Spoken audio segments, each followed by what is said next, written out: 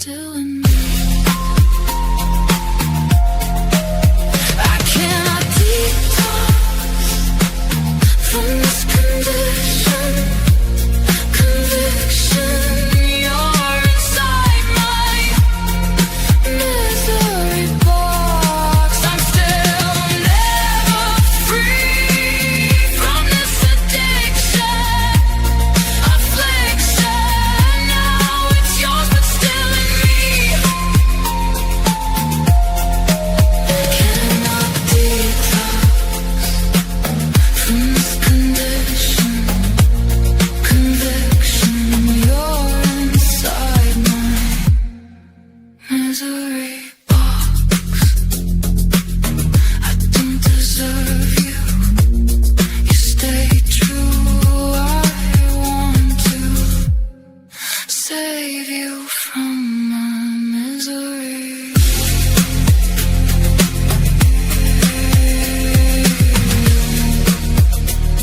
You couldn't save me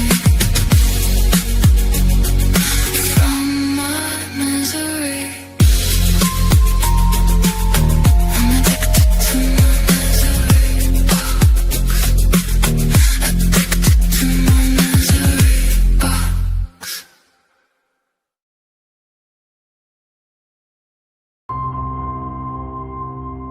It began with the suicide of Charles Blackwell, just days after his 55th birthday. Then the Rhineswan family massacre. 3 generations painfully passing from this world, crying the same crimson tears Blackwell had. Sit alone on the edge of 5 members of the prominent Rhineswan family were found dead. After that, the media finally gave their murderer a name. The Red Crier Killer. Memento mori. Remember you will die. Investigators believe the killer may be the same individual the media has dubbed the Red Crier. Memento mori. Remember you will die.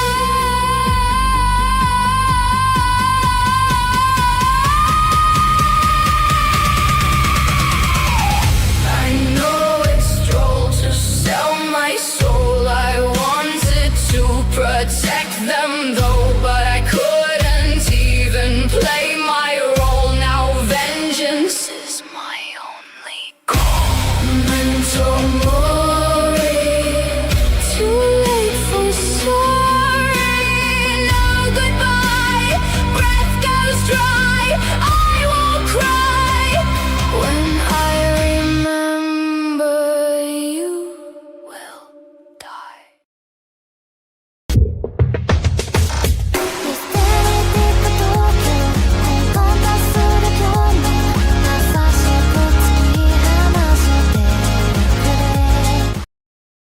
And good morning, best chat. Good morning, good morning, good morning. Hello, hello, hello. We're back at again, brand spanking new Monday, Chad. Brand spanking new Monday. Hello to you. Welcome, welcome, welcome. We're going to have a wonderful, wonderful weekend, a wonderful, wonderful July the 4th.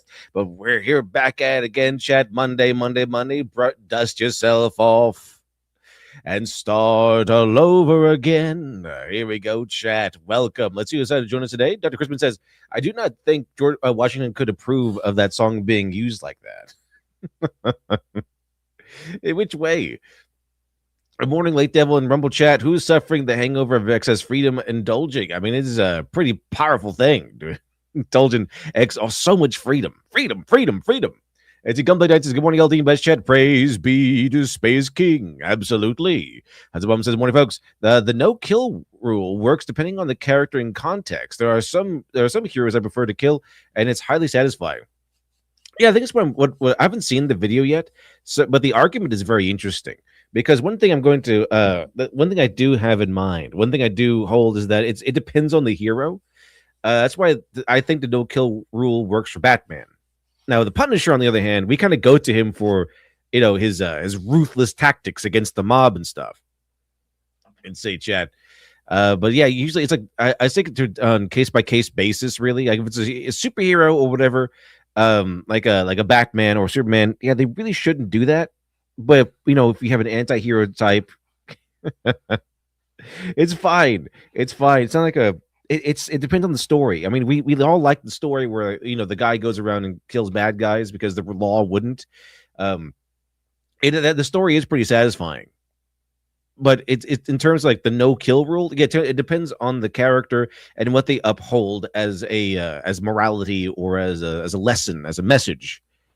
It's a Dragon to be God says, good morning. Hello to you. Dragon to be God. Power's out. Saw the new scary movie. I like it. They kill the 6'7" kid. I was happy. It was pretty funny. It's a pretty funny movie. It's a Hushuman says, salute City. Hello to LD. Hello to you. Best cats and guests. Man, soccer is crazy lately. As Norway striker is uncanny, looking like Super Boo from DBZ, destroying the Team Brazil. Wild match. Could Team USA versus Belgium today. Interesting. I heard USA is doing pretty good this year. Husband, he said, good morning, LD and Best Chat. You guys hear about Ruby getting a new season? Yeah, it's I knew they were working on a season 10. I just didn't know when it was coming out. But yeah, it's and Best Chat has already paid for it. We're going to go ahead and watch it when it comes out. Should be pretty interesting. Should be pretty interesting indeed. There's a Kyle Tucker Nerd says, good morning this morning. Hello to you. Good morning, Kyle Tucker Nerd. Have finally been collating the chapters of my Regency romance. I think I know where I'm going, which is on the whole a good thing. Well, fantastic, Kyle Tucker Nerd. Sounds good to me. It's always good to know where you're going with the story. Awesome. Dr. Crispin says, hello to you, Dr. Crispin. Belgium trying to get the red card and stay in 5th round. Let's see. Liv says, good morning, LD in chat. The weekly cycle begins anew for us all. Certainly does. Shadowwing Tronics, hello to you, Shadowwing Tronics. Good morning, all. I wish they'd just admit they want a body count of revenge from their heroes out of a cynical view of humanity that lack being humane. It's just admit they want a body count of revenge from their heroes. Yeah, just it's like, so the biggest one is the biggest argument has been for Batman, right? Because he kind of faces down a ton of evil guys, like really heartless guys. But the whole story of Batman is him being like he's supposed to be the necessary evil that kind of helps Gotham until Gotham's system can be fixed. That's kind of the idea, right? It's a Batman. His whole thing is he wants to quit being the Batman. That's kind of what it is. He can't, but the idea is he wants to help fix the system, which is why Gordon became such a prominent character in his mythos. So he's supposed to be this guy that represents the spirit of justice, right? He's supposed to be representing the spirit of justice. I know there's vengeance. I am the knight. I am vengeance. So vengeance and justice are very close together. It's especially when the system is down. You have vigilantism, you have vengeance over justice, but ultimately Batman is a good guy, and Batman is he represents justice, strong justice, because he delivers justice in a town, in a city that has none, because it's been taken over by the mob and corrupt politicians and all that stuff. That's kind of what the purpose is. So, and then also you kind of have to factor in Batman's past, his dedication to being a good person. So his role is leading the way towards a better Gotham, and the way to do that is by setting a really good example, like stopping bad guys, sure, but also start showing everyone a better way to handle things. That's not about ruthlessness. It's about saving people, doing good, doing the right thing, and delivering justice, because he needs to instill justice in the system of Gotham for the system to start working again. Because as we always go over the whole thing with Batman and the money thing, where if Bruce Wayne just gave away all of his money, well then he could solve all the problems of Gotham. Like that's first of all, that's really naive in any circumstance, but it is downright idiotic in the circumstance of Gotham, because the system is broken. He could dump $1 million into a broken system that is corrupted by the mob, and he would lose it all. They would just all go into the mob's pockets. That's the idea. That's why Batman needs to be a thing. So so the whole story, the overarching story of Batman is trying to fix the system, right? Gotham is corrupted and sick. So that's why like a lot of the big stories of Batman is not just about the crazy wackadoo villains. It's also about the system of Gotham and Gordon, cleaning it up, getting rid of all the corrupt cops and everything. So that's kind of the big issue here. The really big issue is his Batman's ultimate purpose is to help Gotham recover from its sickness from deep down. So Batman will take down corrupt cops, he'll take down villains, he'll take down the guys kind of pouring corruption, causing the corruption in Gotham, right? The mob, if there's no mob money flowing in there, then maybe now Gordon and his guys can go there and clean things up and improve things. And that's what Batman does. He goes around the system because it's corrupt, and then he starts cutting out the disease. And a lot of the stories, it's like Batman is doing a good job. Like it's working. The system is cleaning up. It's cleaning itself up.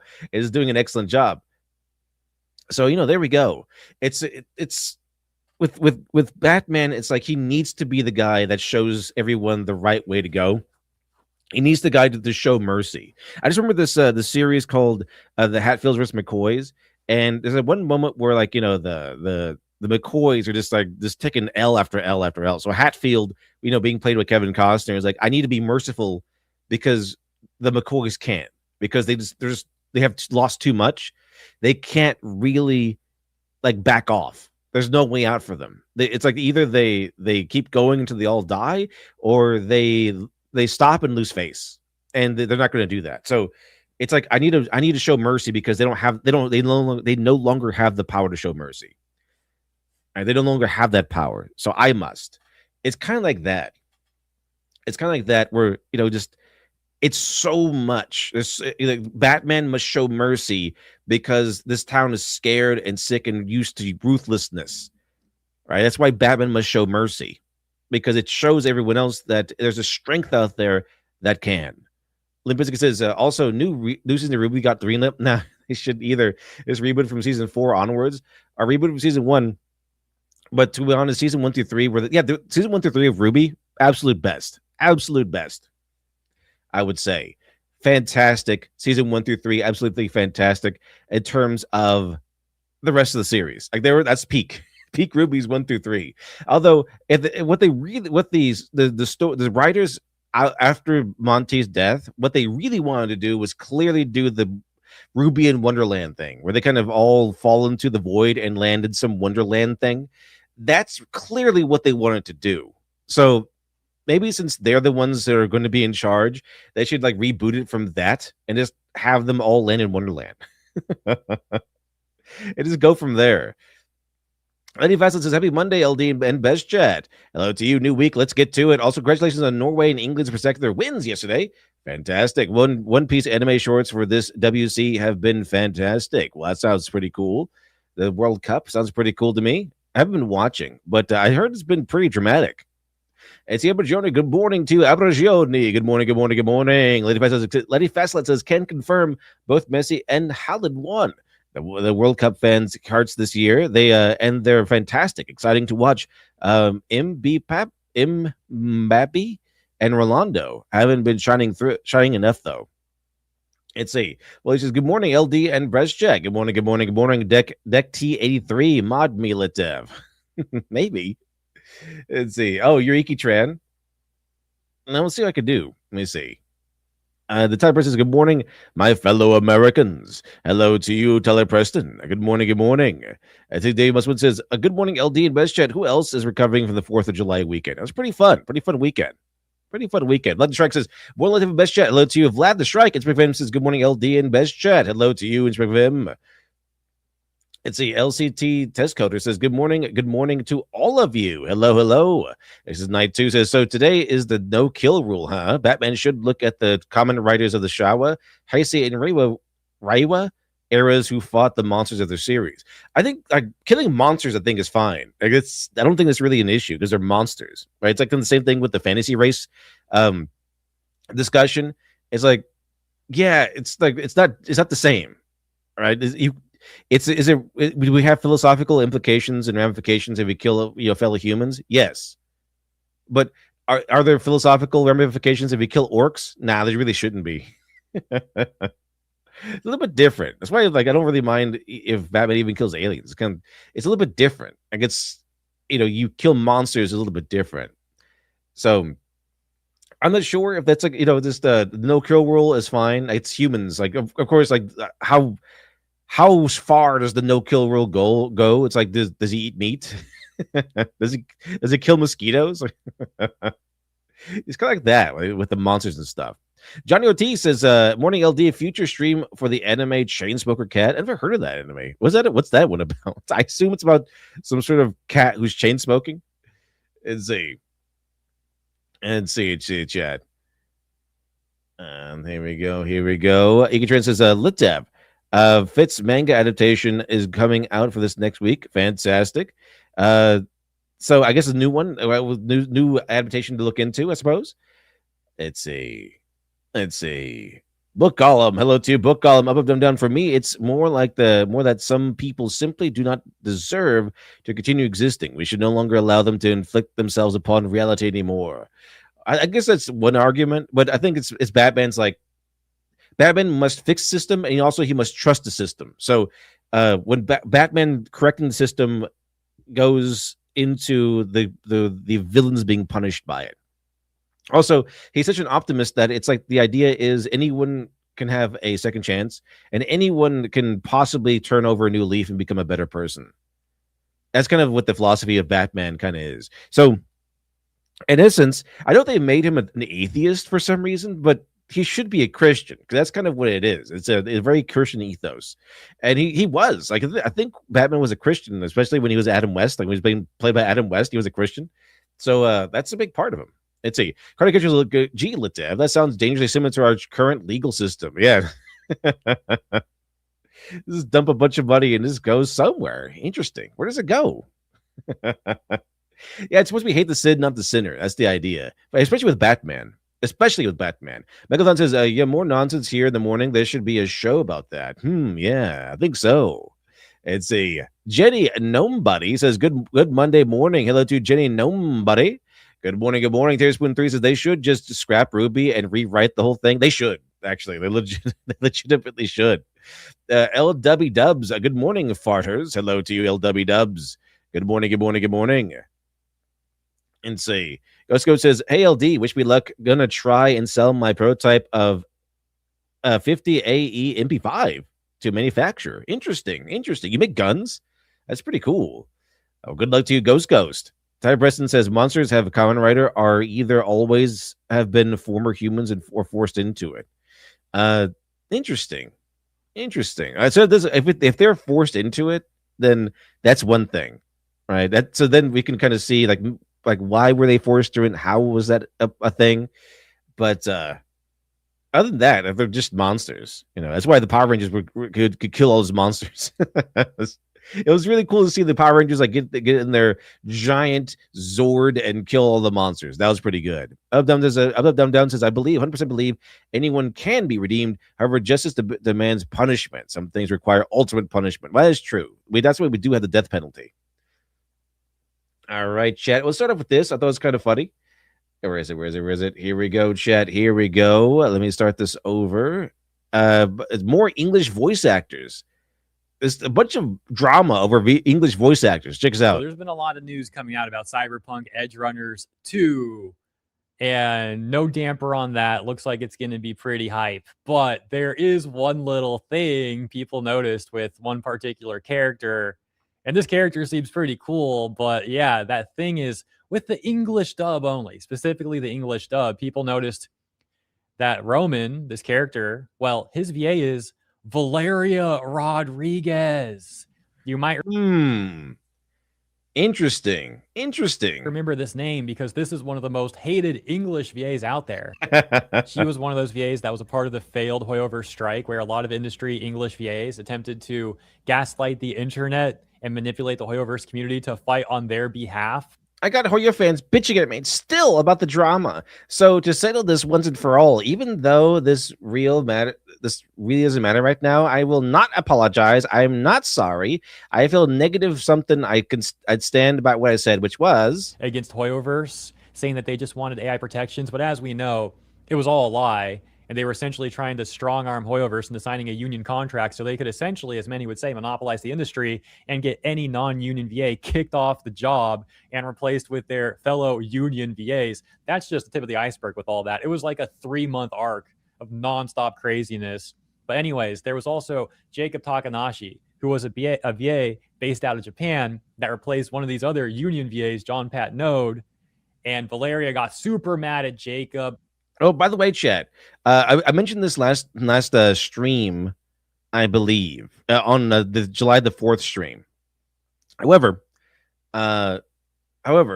the John Doe, the viewer John Doe donated at the end of the stream. Like after I set the ending song to go. He donated $250. $250, chat, at the end, and I couldn't read it, but it was a very generous donation, and he's been right there with the whole thing. He's right there in the donors lineup there. It's a lot of people have been very generous the last few days. But here's the thing. John Doe sent $250 to celebrate America's 250th anniversary. And John Doe says, have a happy 250th Independence Day, Literature Devil, and certainly did. And here's an extra 50. Thank you very much, John Doe, once again. Thank you very, very much. I went ahead and I actually bought that one Danganronpa game. Another episode, Ultra Despair Girls. I went ahead and bought that one because Danganronpa is a really fun franchise. It really is. But LT Carter Ketchel, I just wanted to point that out. So thank you very much. And there we go, Tolkien Nerd. We got the Tolkien Nerd. We got Lady Fastlight. We got Megalathon. We got John Doe. We got Normal Man and Proton Stalker. We got a big lineup of generous people this week. It's been fantastic. I see the great producers, David Musselman as well, and as Symbiote, of course. And then, of course, Kara, the Tolkien Nerd, and Lady Fascelot, Megalathon, as always, and then the great John Doe, who dropped $250. Normal Man and Prone Stalker, fantastic. Thank you very much, everyone.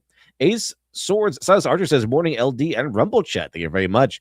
It's a good morning to you. Good morning to you. Lady Fascelot says, excellence should be a word, LD. Well, thank you very much. I thank Lady Fascelot, and good morning to you as well.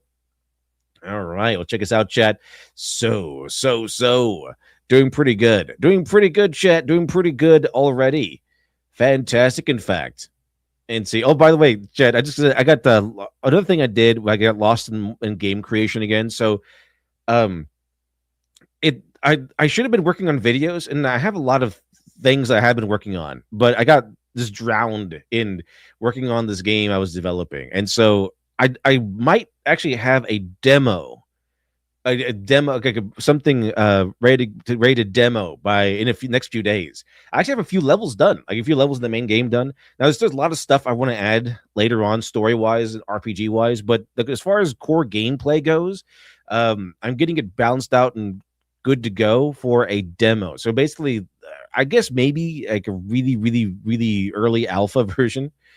So my plan is that I'm going to use this, and I think I'm going to put it somewhere that you can access it if you are a member of the channel, if you are a channel member, or something like that, like some exclusive. If you're a channel member, you can be able to like play the alpha version and let me know stuff that can be improved upon, because it is still really rough. So, and it's not very user friendly yet. I'll say I'm a one-man developer, so it's not very user-friendly yet, but it is very fun. I will say it's very fun because it's, if you like D&D, like D&D combat, it's pretty much that. It's pretty fun. It's not exactly one-for-one D&D. I'm not using the whole thing, but I've played it several times and tweaking it, improving it, and it's pretty fun. Now it's not where I wanted to be yet, of course. I'm working on the core gameplay now. That's mainly it. But when we get there, and you can see the sprinkled in already, like hints of this sprinkled in already, it's going to be, very, because it's me, it's going to be very story focused, very RPG focused, and it's not going to be an elaborate thing, but I am going to, it's the focus here is gameplay and immersion and story for your characters. So that's going to, but the story stuff is kind of like the icing, right? It's kind of like the extra stuff that you're gonna like. The core gameplay is what matters right now. So as far as core gameplay goes, I'm almost done. I can almost like put out a demo.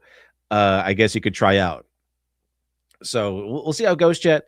We'll see how it goes. But I think it'll be pretty fun. I think pretty fun. But I think what I'm going to do is I'm going to put it up there on maybe Dropbox or something like that, and then I put a link to the download from Dropbox in a post for channel members. I think it'll be pretty fun. It's anyway. A lot of these VAs were harassing Jacob Takanashi, saying horrible things to him. And when the Hoyoverse community and other people all across the internet called them out for their terrible, pathetic, petty, immature, just awful behavior, these VAs, including Valeria, then got very mad at the Hoyoverse community, which you can see right here, for example, in a post from a year ago titled, Valeria, the English VA of Sucrose, does not apologize for what she said, and she doubled down, tripled down, etc., etc. Again, this is just a super quick recap, the tip of the iceberg. And she was doubling down, tripling down, as you can see here, getting all mad at the Hoyoverse community. And all throughout the responses, people were talking about how she should be recast and how awful these English VAs are. Another one saying like, yeah, by recast. She's definitely going to get recast sooner or later. And it's going to be her own fault for thinking it was a good idea to attack Jacob and for doubling down and not apologizing. War's over. They lost. Hoyo ain't playing no more. And sure enough, yep, Hoyoverse did eventually recast her along with a number of other corrupt English VAs. For example, this post with 3,400 likes on the Arc Genshin Impact subreddit. Sucrose's English VA, Valeria Rodriguez, has been officially recast. It's annihilated. I think everyone's getting tired of these woke VAs. I think we're tired of the woke culture and voice acting culture. I think people are just done with this. She was just getting cooked all in the responses. People saying stuff like, I would say good riddance. She was and still is a mean and completely unhinged, terrible person. She got what she deserved. Also, her celebrating the fact that she got replaced just proves how unhinged both her and her fandom are. I'll show you that in a second. It was just clear, tremendous cope. Right below that, another. I guess she really celebrating she got replaced, or was it kind of like what was that guy's name? Jim Sterling, like a Jim Sterling thing. We're like, haha, I lost another 1 million subscribers. Ha ha ha! I'm gonna have a celebration. Is it one of those things like where they try to celebrate so hard? They try to put forth the ideas that they do not care so hard that it's obvious that they do. We lost another 100,000 subscribers. Hooray! Celebrate! Obviously, it bothers them horrendously. Comment saying LMAO deserved. Now all that's left is Candace. If I recall, Candace's VA was Cher Kirby, and if I recall, I'm pretty sure they also replaced her. Dude, she was. I don't even know which VA was worse. I mean, they were all saying such unhinged stuff. The Candace thing was crazy, or the Cher Kirby thing was crazy. I think it was on her Blue Sky account, actually. She went on this crazy rant about all of this, but like, I can't recap everything. I'm just getting the memories now, dude. It was a crazy arc. That's right, though. Looking back into this, that's right. Cher Kirby did threaten to like resign or something, saying like F Hoyoverse. But I think her character was still voiced for a while, so people weren't sure if it was old lines or if she was just like lying about resigning or whatever. But ultimately, I'm pretty sure whether she resigned or not, or got fired, whatever the case may be, that, yeah, she is no longer Candace, I should say. And similarly to Valeria, you can see Cher Kirby was also just seething at the Hoyoverse fan base here because people called out, again, the VA's lies and manipulations, that Hoyoverse community didn't fall for their nonsense, and they just raged so badly. It's really interesting because what's really cool is that there's a lot of L's being taken by this mentality, like by this side. It's like they're getting fired, they're getting exposed for videotaping people in bathrooms, like Andrew Farago. Like the woke people are on the retreats, like they're getting hammered left and right. People are just done with this stuff. They're just done. They want to bring back good stories with positive messages, with positive messages that celebrate what they like, not just chastise them for being evil and giving them the task of being ambiguously better somehow, as if everything is their fault. Like, who wants to pay for that? Who wants to see this? Who wants to see heroes that you admire being torn down and being used by some weirdo yuppie millennial saying, oh yeah, yes, well, who's the real bad guys? You are the writer. The writer tearing down these heroes and advocating for some sort of degeneracy or some moral ambiguity, because if they can convince people that there's no good and evil and that it's all morally ambiguous, then they can do whatever they want and it not be considered evil. This is partly why I think a lot of the D&D stuff is like the D&D like alignment system. They don't like it because what is good and evil? What is good and evil? What is that? They don't like it. They don't like it because they want to be evil without suffering the repercussions of being evil. So they kind of just go out there and say, "Well, was it really evil?" Yes, it is, because what they want is to commit revenge. And the thing is, though, they don't want it to be called revenge because that's evil, right? So the idea is they want to paint the idea of society says revenge, right? The society says so. And you look at their heroes, a lot of their heroes have this sort of mentality. A lot of their heroes have this sort of a perspective, and the story kind of matches that perspective. Like I'm cast as a villain by society, but I am not evil. Like I'm not the bad guy. Society just sees me as that. Right. That's kind of how they want to be pictured. Like society says I'm evil. Society says I'm a bad guy, but I'm actually a hero. I'm secretly a hero, though. What was it like the Killmonger thing, where it's like or especially in what was it, the America Sweetheart or the Black AF guy, like that universe? It's kind of like they do horrible things, but it's okay because it's society that says you're a bad guy. I'm not actually a bad guy.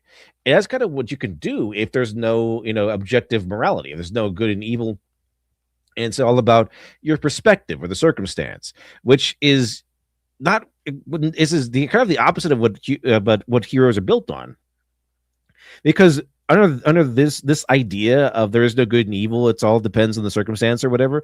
Technically speaking, under that ideal, it's perfectly fine for Batman to start killing people because they're bad guys, and so it's because what they really are pushing is utilitarianism. So it's like the amount of happiness that can be brought in, the amount of potential happiness, we'll say.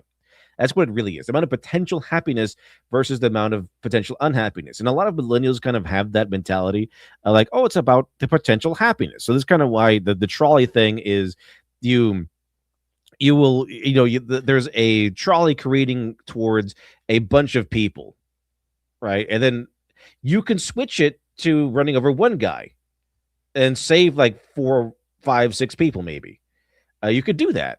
Or you could just let it go and let it kill a bunch of people. And but thing is, you didn't cause that. You didn't actually make the effort to cause someone else's death. So, but according to utilitarianism, which is the favorite millennial mindset, you did the right thing because you saved 4 people or 5 people or whatever and preserved that much potential happiness versus this one guy, right? And so the outcome was good.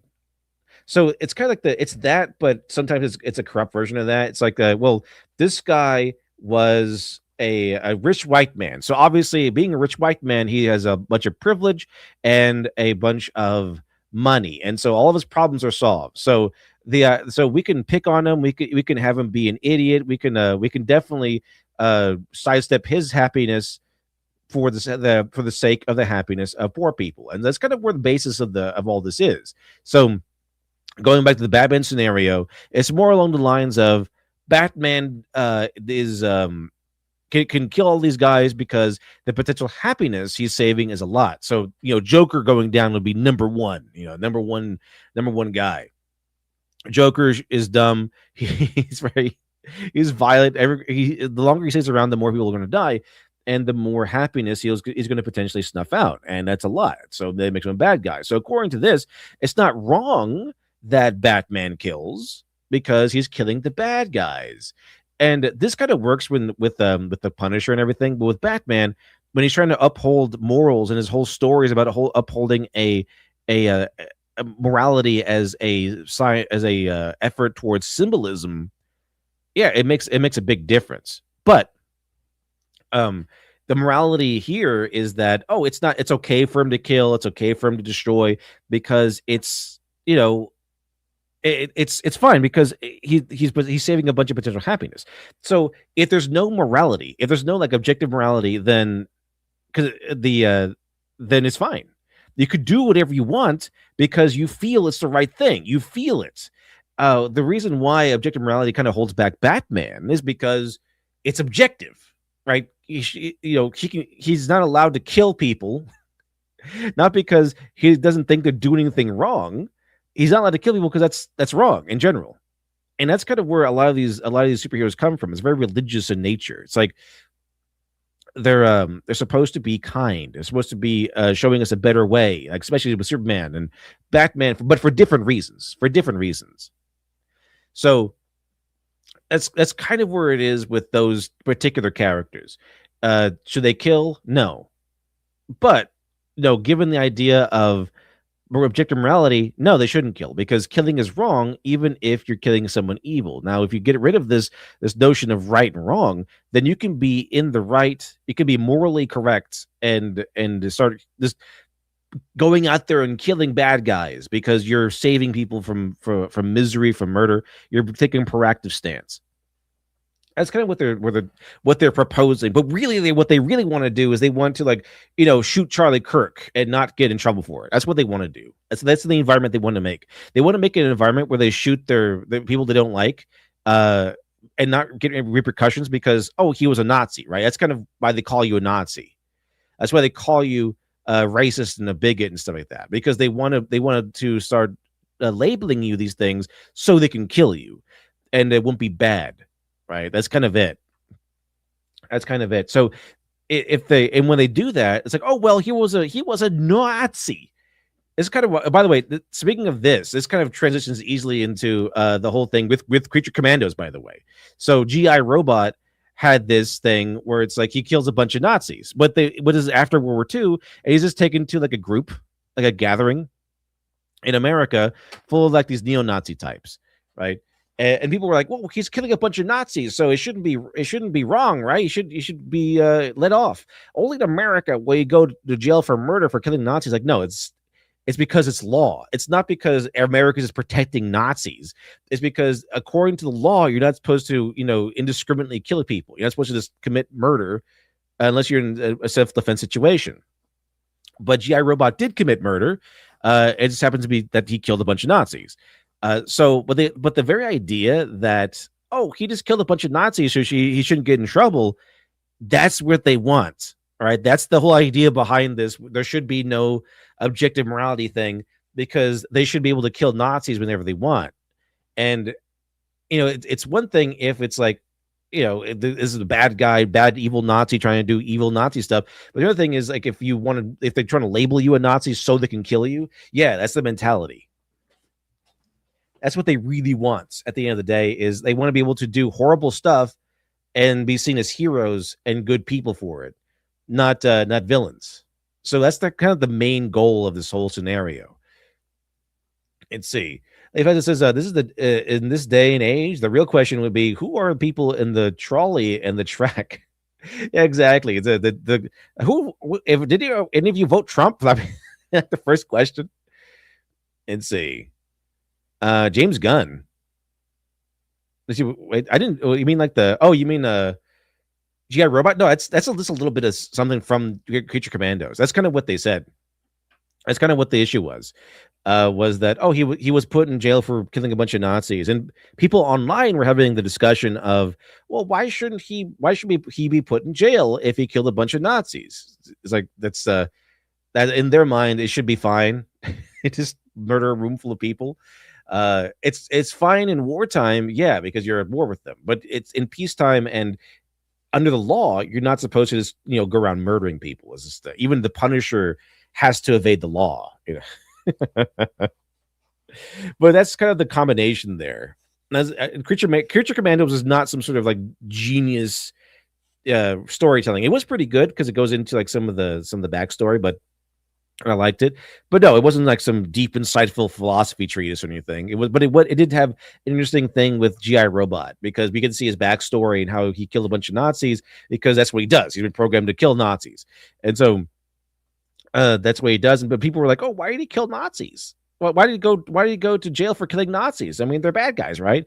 And that's kind of where it is. That's kind of what their mentality is. Like that's why they killed Charlie Kirk. It's like, well, he's a Nazi and a bigot and a racist, right? So I should be able to shoot him. That's kind of what the idea was. And they kind of keep labeling people these things so they can do that. They can Charlie Kirk you. But they also have a war against objective morality. They don't want objective morality. They want to have a case by case basis of what the morality is, but then they'll go off and say there should be no guns and self defense is stupid. I guess like okay, but that's kind of where it is. That's kind of where it is. I thought G.I. Robot was going to be like this Redditor's dream come true, but he's not. But Redditors have took it and ran. Obviously, they call you a Nazi not because they think you are one. They do it to mark you as a non-human and justify killing you. Yeah, that's exactly what they're doing. But that's kind of why it's this whole calling you a Nazi thing is linked to their push to have a non-objective morality system. They don't like the idea of good and evil because they want to do evil, but they want to dress it up as doing good. Here's another Argentine Impact subreddit post about Cher Kirby's insane rant that you just saw from her Blue Sky account. And people are like, quote, cool, go ahead and recast me too while you're at it, unquote.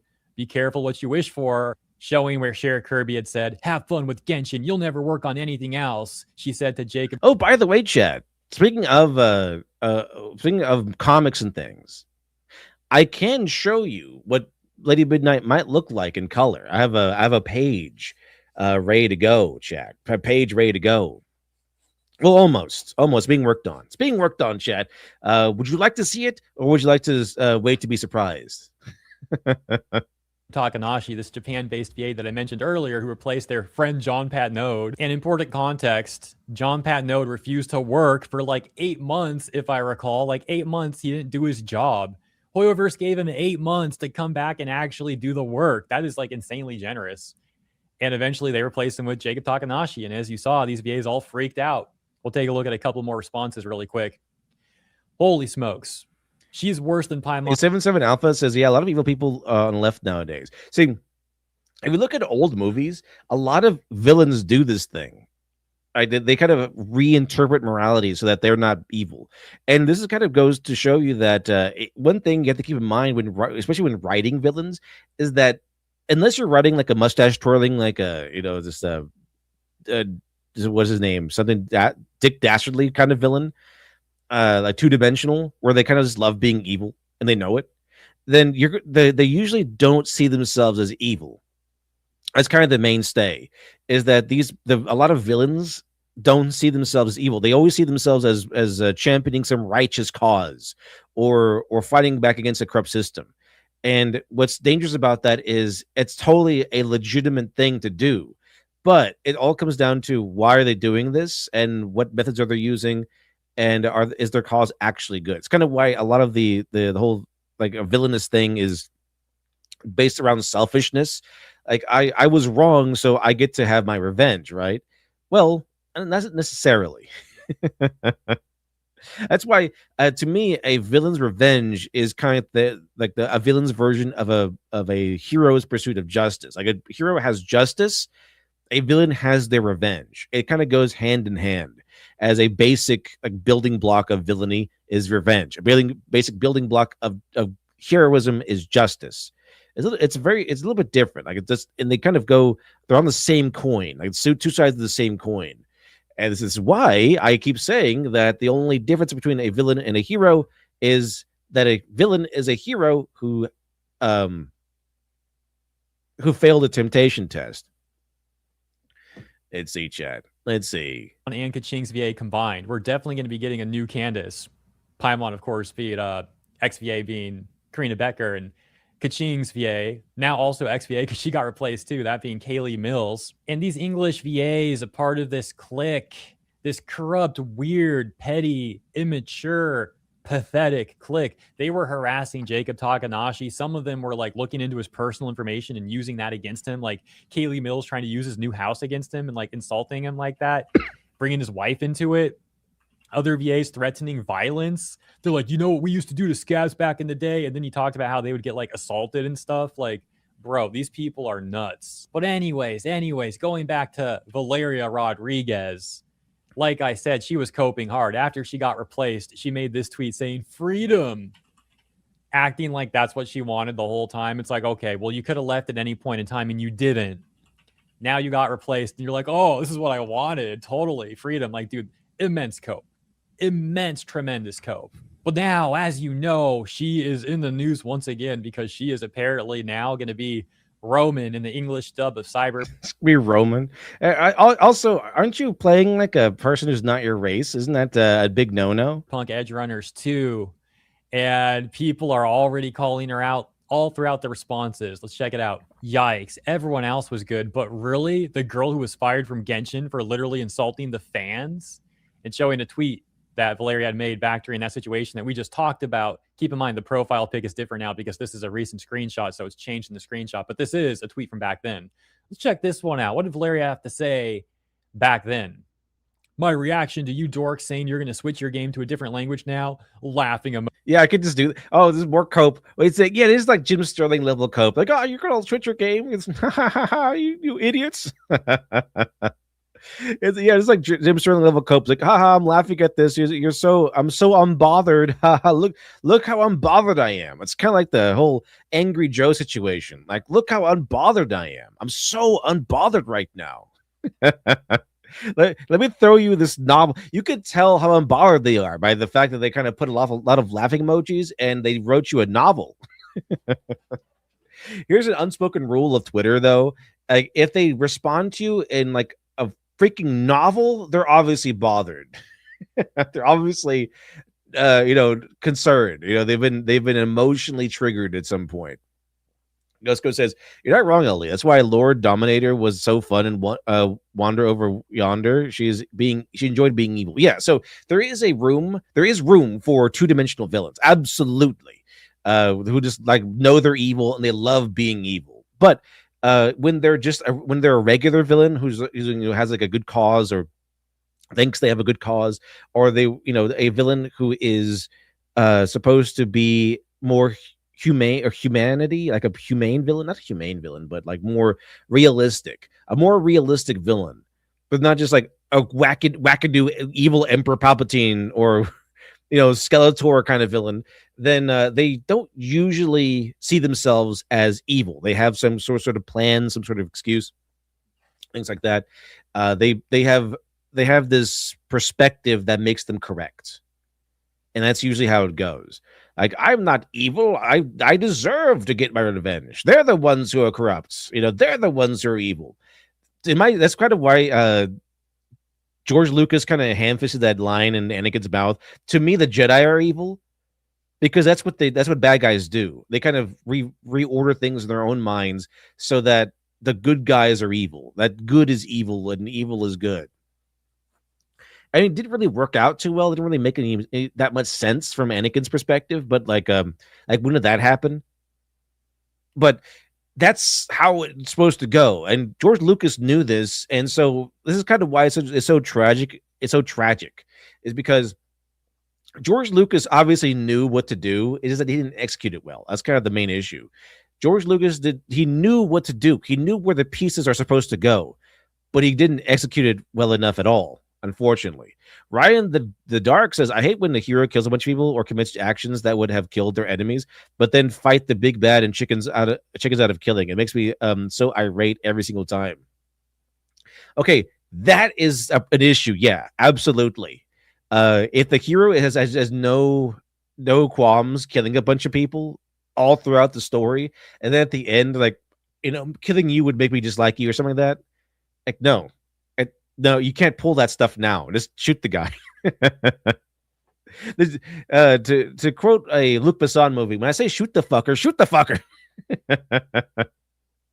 That's kind of what it is. Like, you can't have your hero just go around killing people and then, they get to the big bad guy who caused all this to happen in the first place, and it just walks away.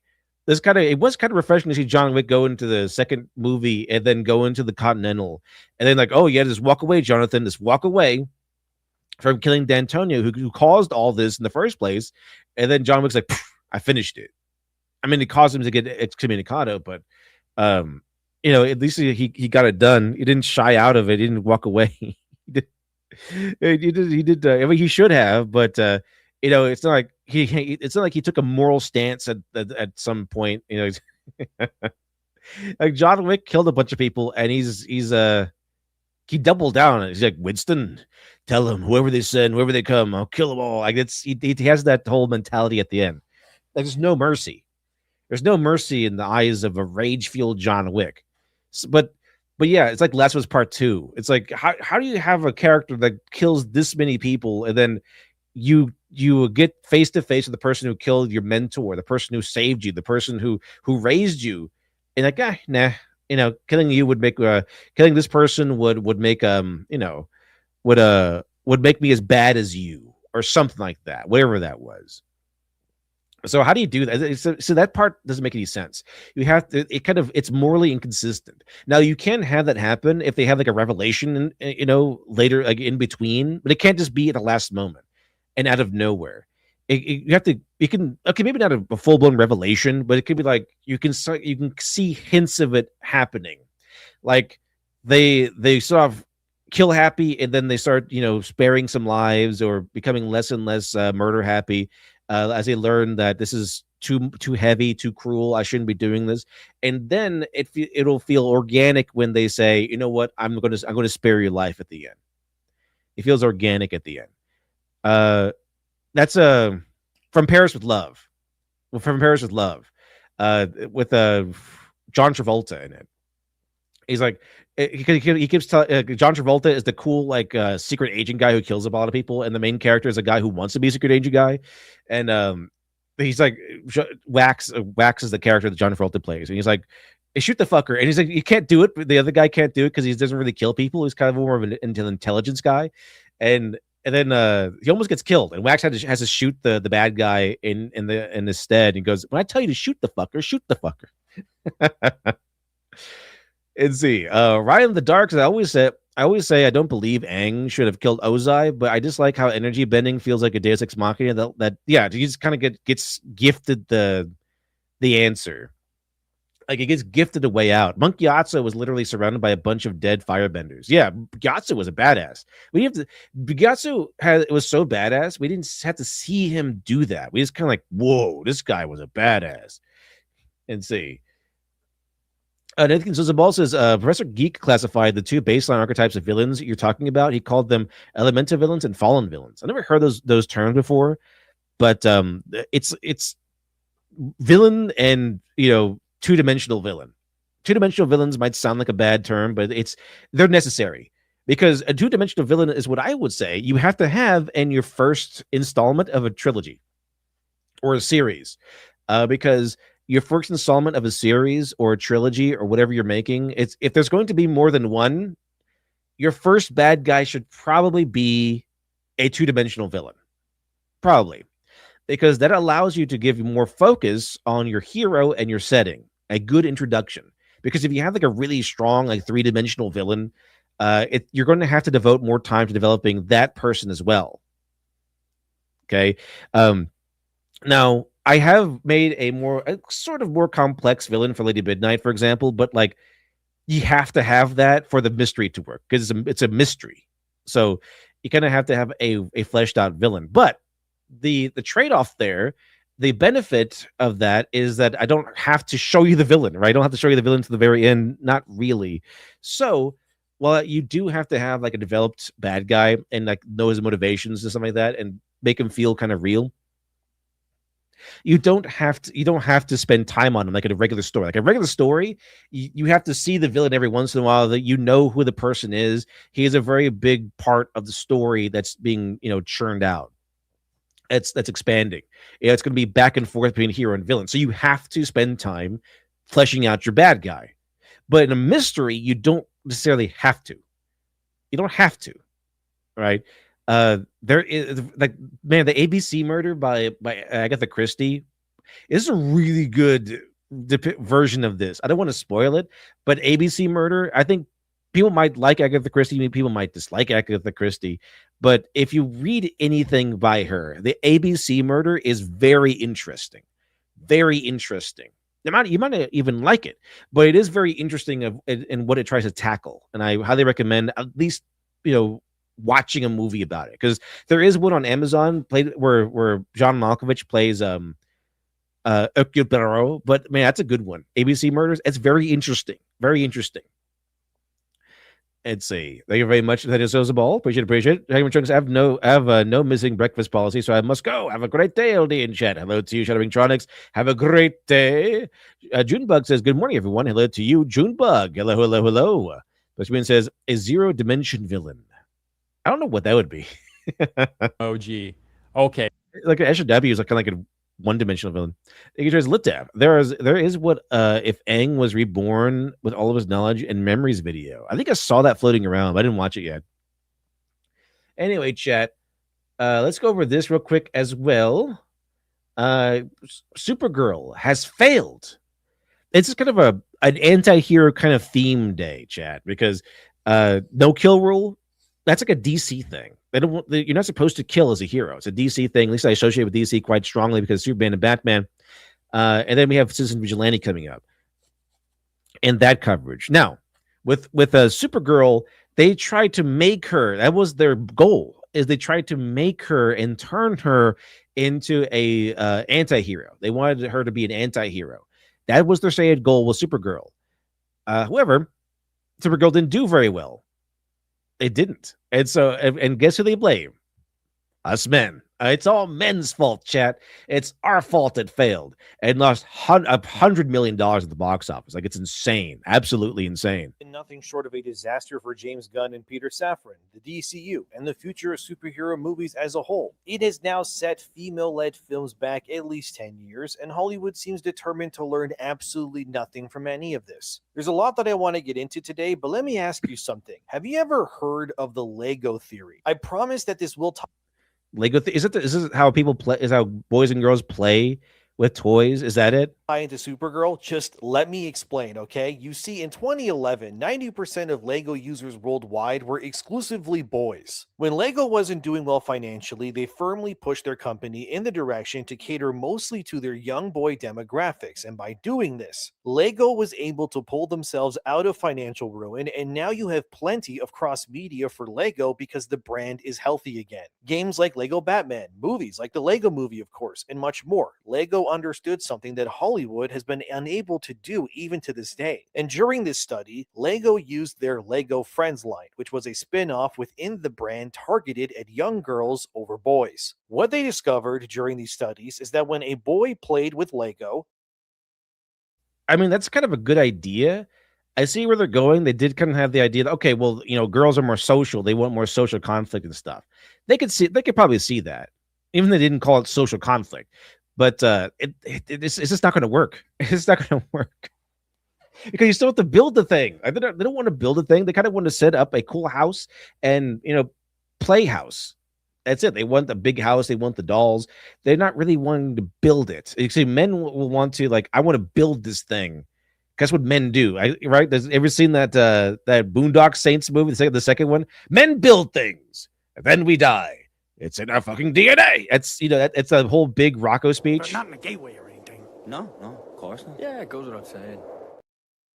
Yeah, it goes without saying. But yeah, so men like to build things. Kind of why men's hobbies are like, I'm going to restore this car. I'm going to build this shed. You know, that sort of thing. So it's just, you know, that's why Lego was just organically mostly boys playing with it. I'm not really sure what you would do with Lego if they wanted to have like more girls come into the hobby. I'm not really sure. It's like, you know, by and large, there's some girls would like Legos, but I'm not really sure what you could do to attract more girls to play Lego. I mean, this is a good step. It's like, okay, how about we emphasize, you know, a comfy middle class house, like a beach party house or something like that. I guess that could work. Let's see. It's in Demion TV. That's it. You can translate Litev. There's a Lego version of Mario Party. There is. That sounds pretty cool.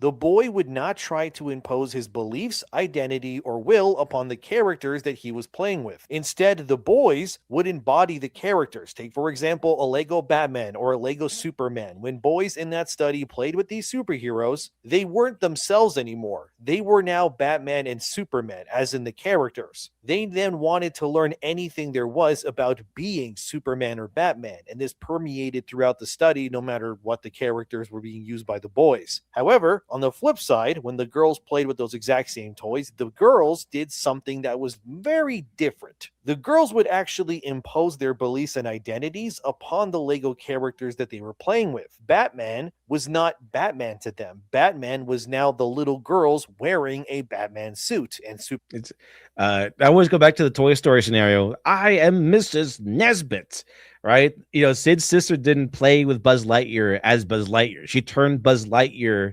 into Mrs. Nesbit and made him go to tea parties and stuff. Superman as well, was not as seen as the chiseled superhero guy from Krypton, but to them, Superman was pretty much now Supergirl. You see, the little girls in the study would force Batman or Superman to bake cookies in their imaginary scenarios. They would force Batman to do things he would never do, but things that they wanted to do, even if it didn't make sense for Batman to do that. What the study eventually came to realize was that when it was all said and done, the boys who played with Lego would openly embrace the characters that they played with, and they would want to learn more about who these characters were. They would not, in a sense, change them to fit. So, in other words, basically what they're saying is like women like to read stories and then become the character. Right? Oh no, women like to read stories and then make the character them. That's kind of why that's what I mean. Not they don't become the character; they want the character to be them. So essentially, they become the character when they read the book. Like that's essentially the main character in a woman's story needs to be a pair of pants, so they can become the character, and the character is them, right? They're not aspiring to be the character. They don't want really to know about the character. They want the character to be them, so that they can step into that role and experience a story through their eyes. Okay. That's kind of what essentially they got from this Lego study. So let's take this logic and apply it to the Supergirl movie. They made Supergirl trashy, burnout loser, right? Who's drunk and broke, and then she doesn't experience any romance or anything like that. Do you really think a lot of women are going to be like, "Oh yeah, I want to be in her place. I want to be a burnout drunk loser who pees with the door open and lives in a trailer. Like she lives in an RV or something. Like, yeah, I want to do that." Do you think a lot of women are going to go see this movie and go, "Yes, I really want to be Supergirl in this scenario. I want to live in an RV. I want to take the intergalactic bus." Like no one wants to do those things. No one wants to live in an RV. No one wants to take the bus. You have to take the bus. If you're living in an RV, chances are you have to be living in that RV. Like you don't have another choice, right? So they don't like, and then also she doesn't find a man. She doesn't fall in love with anybody, and there's no like hope for a better future. Really, it's just because it's like she goes on a MCU space adventure. Dude, that's a story for a dude. Like a dude would have that story. Like a guy would attract the male audience with that story. Like it's a male character. Men like that story, like a burnout loser, getting up and fighting bad guys. That's awesome from a man's perspective because we want to know more about this guy. We want to see him do stuff. We want to see him like tear through bad guys. The John Wick scenario. Of course, he had a really good house to live in. But would women go see this movie? I mean, the idea is, oh look, little girls. You could look at this character and you can know that it's okay to be a little trashy, a little gross and disgusting. It's kind of what they said about the movie. But no, they don't want to see this as an aspirational. All right. That's dudes. Dudes will do that. That's why it's mostly men who like superhero stuff. But when women go see that movie, it's like, I don't want to be this burnout loser. Like, what the hell? She's gross. Look at her. She's peeing with a door open. Who the hell does that? Yeah, it's like this. Why would women go see that? And same thing. We saw the same thing happen with Birds of Prey. Right? We saw the same thing happen with Birds of Prey. It's like, have you seen Birds of Prey? You know what I'm talking about. But man, they look so trashy in Birds of Prey. They're all tatted up. They look like burnouts, crack whores, just trying to recover from the days on the street. Like they look awful. And what girl is going to go to the movie theaters and saying, "Oh yeah, I want to be these awful weirdos with tats all over their bodies and who live in trashy apartments above Chinese restaurants. Yeah, let me do that." And then look at what happened. Like look at the story had do appeal to women. It's like the main character lives in at least a suburb. They live in at least a nice place, a decent place, and it's usually about meeting a nice man or a rich man at the very least, or a vampire or something like that. Someone mysterious. Like the vampire kind of feeds into the woman's need to find a mysterious man. Right, the billionaire feeds into a woman's need to find a powerful man. That's kind of where the beasts come from. That's why the werewolf was the other side of powerful, savage man who can just tear anyone apart. That's also the other side of that. The primal beast, right? The primal beast man. But so if you look at what women like to read about and what has become popular with women, that's what they want to see. Right, that's where they gravitate towards, and it's not really going to be gravitating towards trashy burnout with tats and looks like they just got off of meth. It's not really going to be all that appealing. Let's see. Oh, we got a guest in the back room. Let's see what this could possibly be. Let's see this.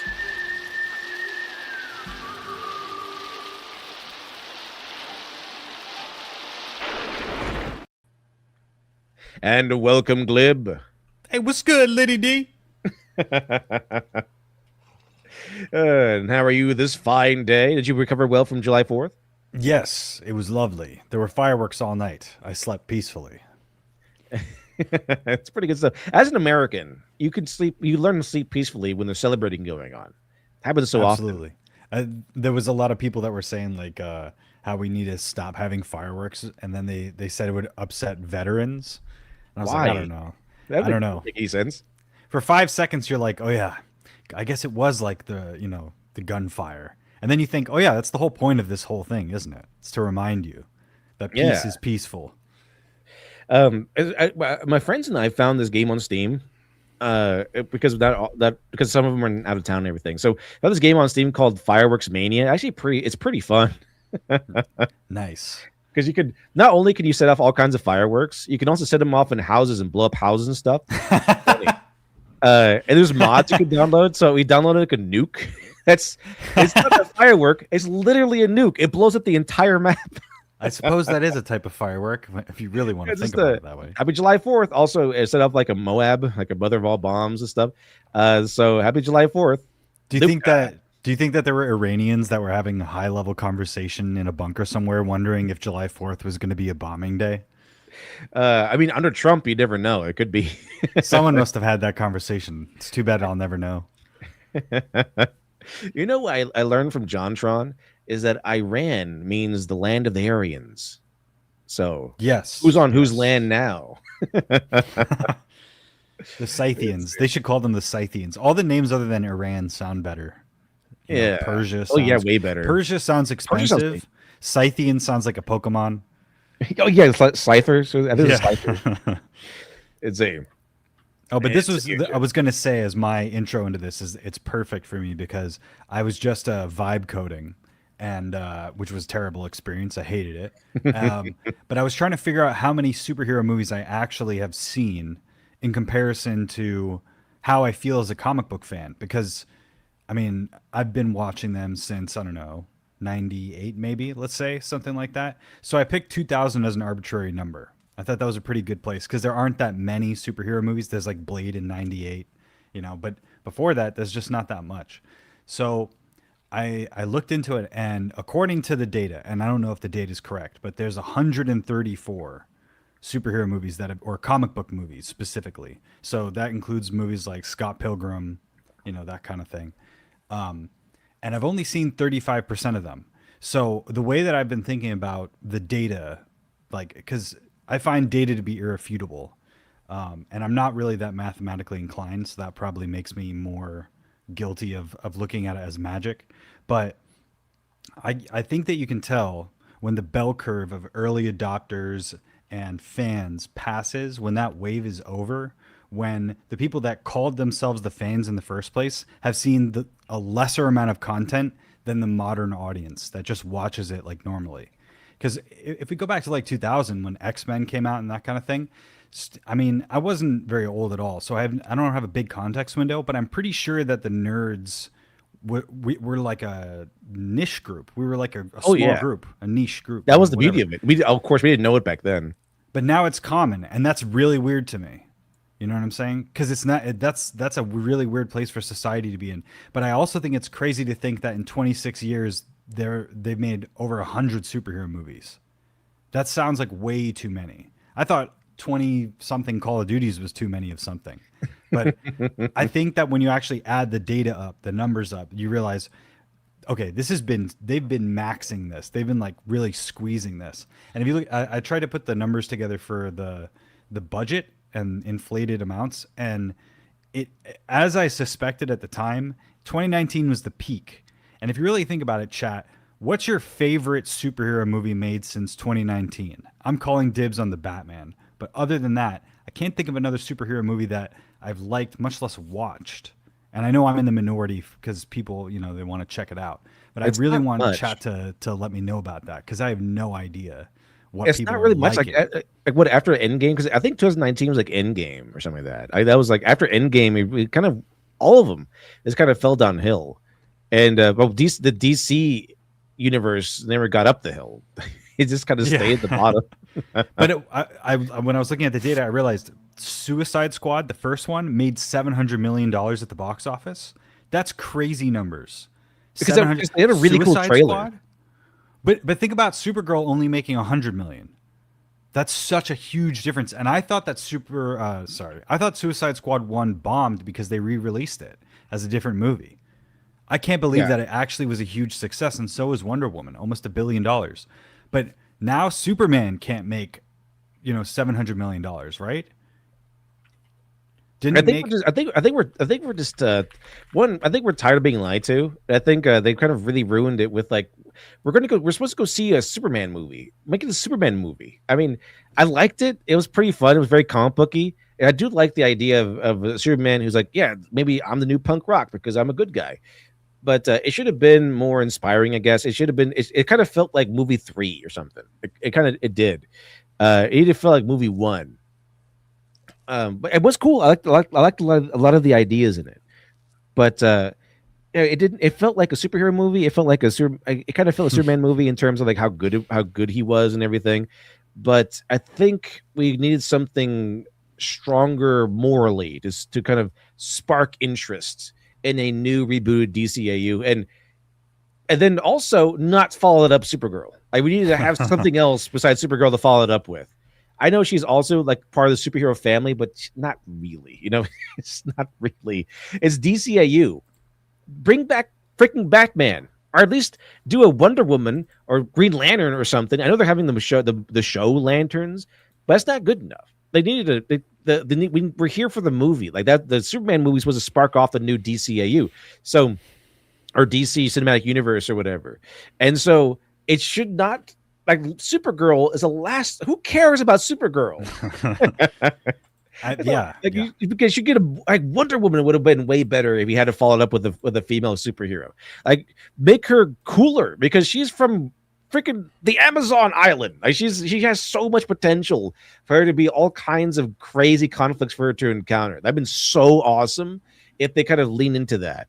But Supergirl, why? Who cares? It's a really good question. I don't know where that comes from, because I can understand if there's a disconnect between what I consider to be the art of the comic book world and the stories that I want to see. The way that I think about it is that everybody has their own lane, and if every person in their lane doesn't like it, then that has it's like different angles all add up to the total picture. And if the whole picture is bad, then you have that. There's a lot of splitting of opinions that can happen if, for example, people that are interested in visuals first are probably getting a lot more out of stories these days and movies these days than people that really care about dialogue or character Yeah. building. And so each of those things, you're like, okay, where does Supergirl have its wins? Like, I thought that, I thought it was obvious who would play Lobo. Of course, it's going to be Jason Momoa, right? Who else is Yeah, going to play Lobo? he was like born in to play Lobo. 2026. You know, he's got the big head. It's perfect. But that's all I got for it. I couldn't tell you like why you should go watch this movie. There's a bunch of other movies that don't have, like, I could tell you an illogical movie to watch that I just watched, the Brian De Palma film, Body Double. And when you watch it, it makes you uncomfortable. And there's a bunch of moments in it that deviate from reality, and it makes the audience feel uncomfortable. Everybody that I've showed it has hated it, but I love the movie as a movie that you can hate that's still well made in a way. Yeah. Like, it's like, why is this happening? But I can't hate watch these movies. I can't watch them ironically. Like, I can't enjoy Jim Carrey's Batman Joker, you know, whatever. Oh, him yeah, doing his from Batman buffoonery. Forever. Yeah, but I can enjoy Batman Forever. Like, even though I don't like that, I can still watch it and be amazed by it. And I can watch Batman and Robin and be like, this is really gay and the sets are Chill. crazy. You know, yeah, and the goofy, campy dialogue. There's something that you could get out of it if you want to watch like it it. ironically. I don't think you can watch the Marvels ironically and have a good No. time.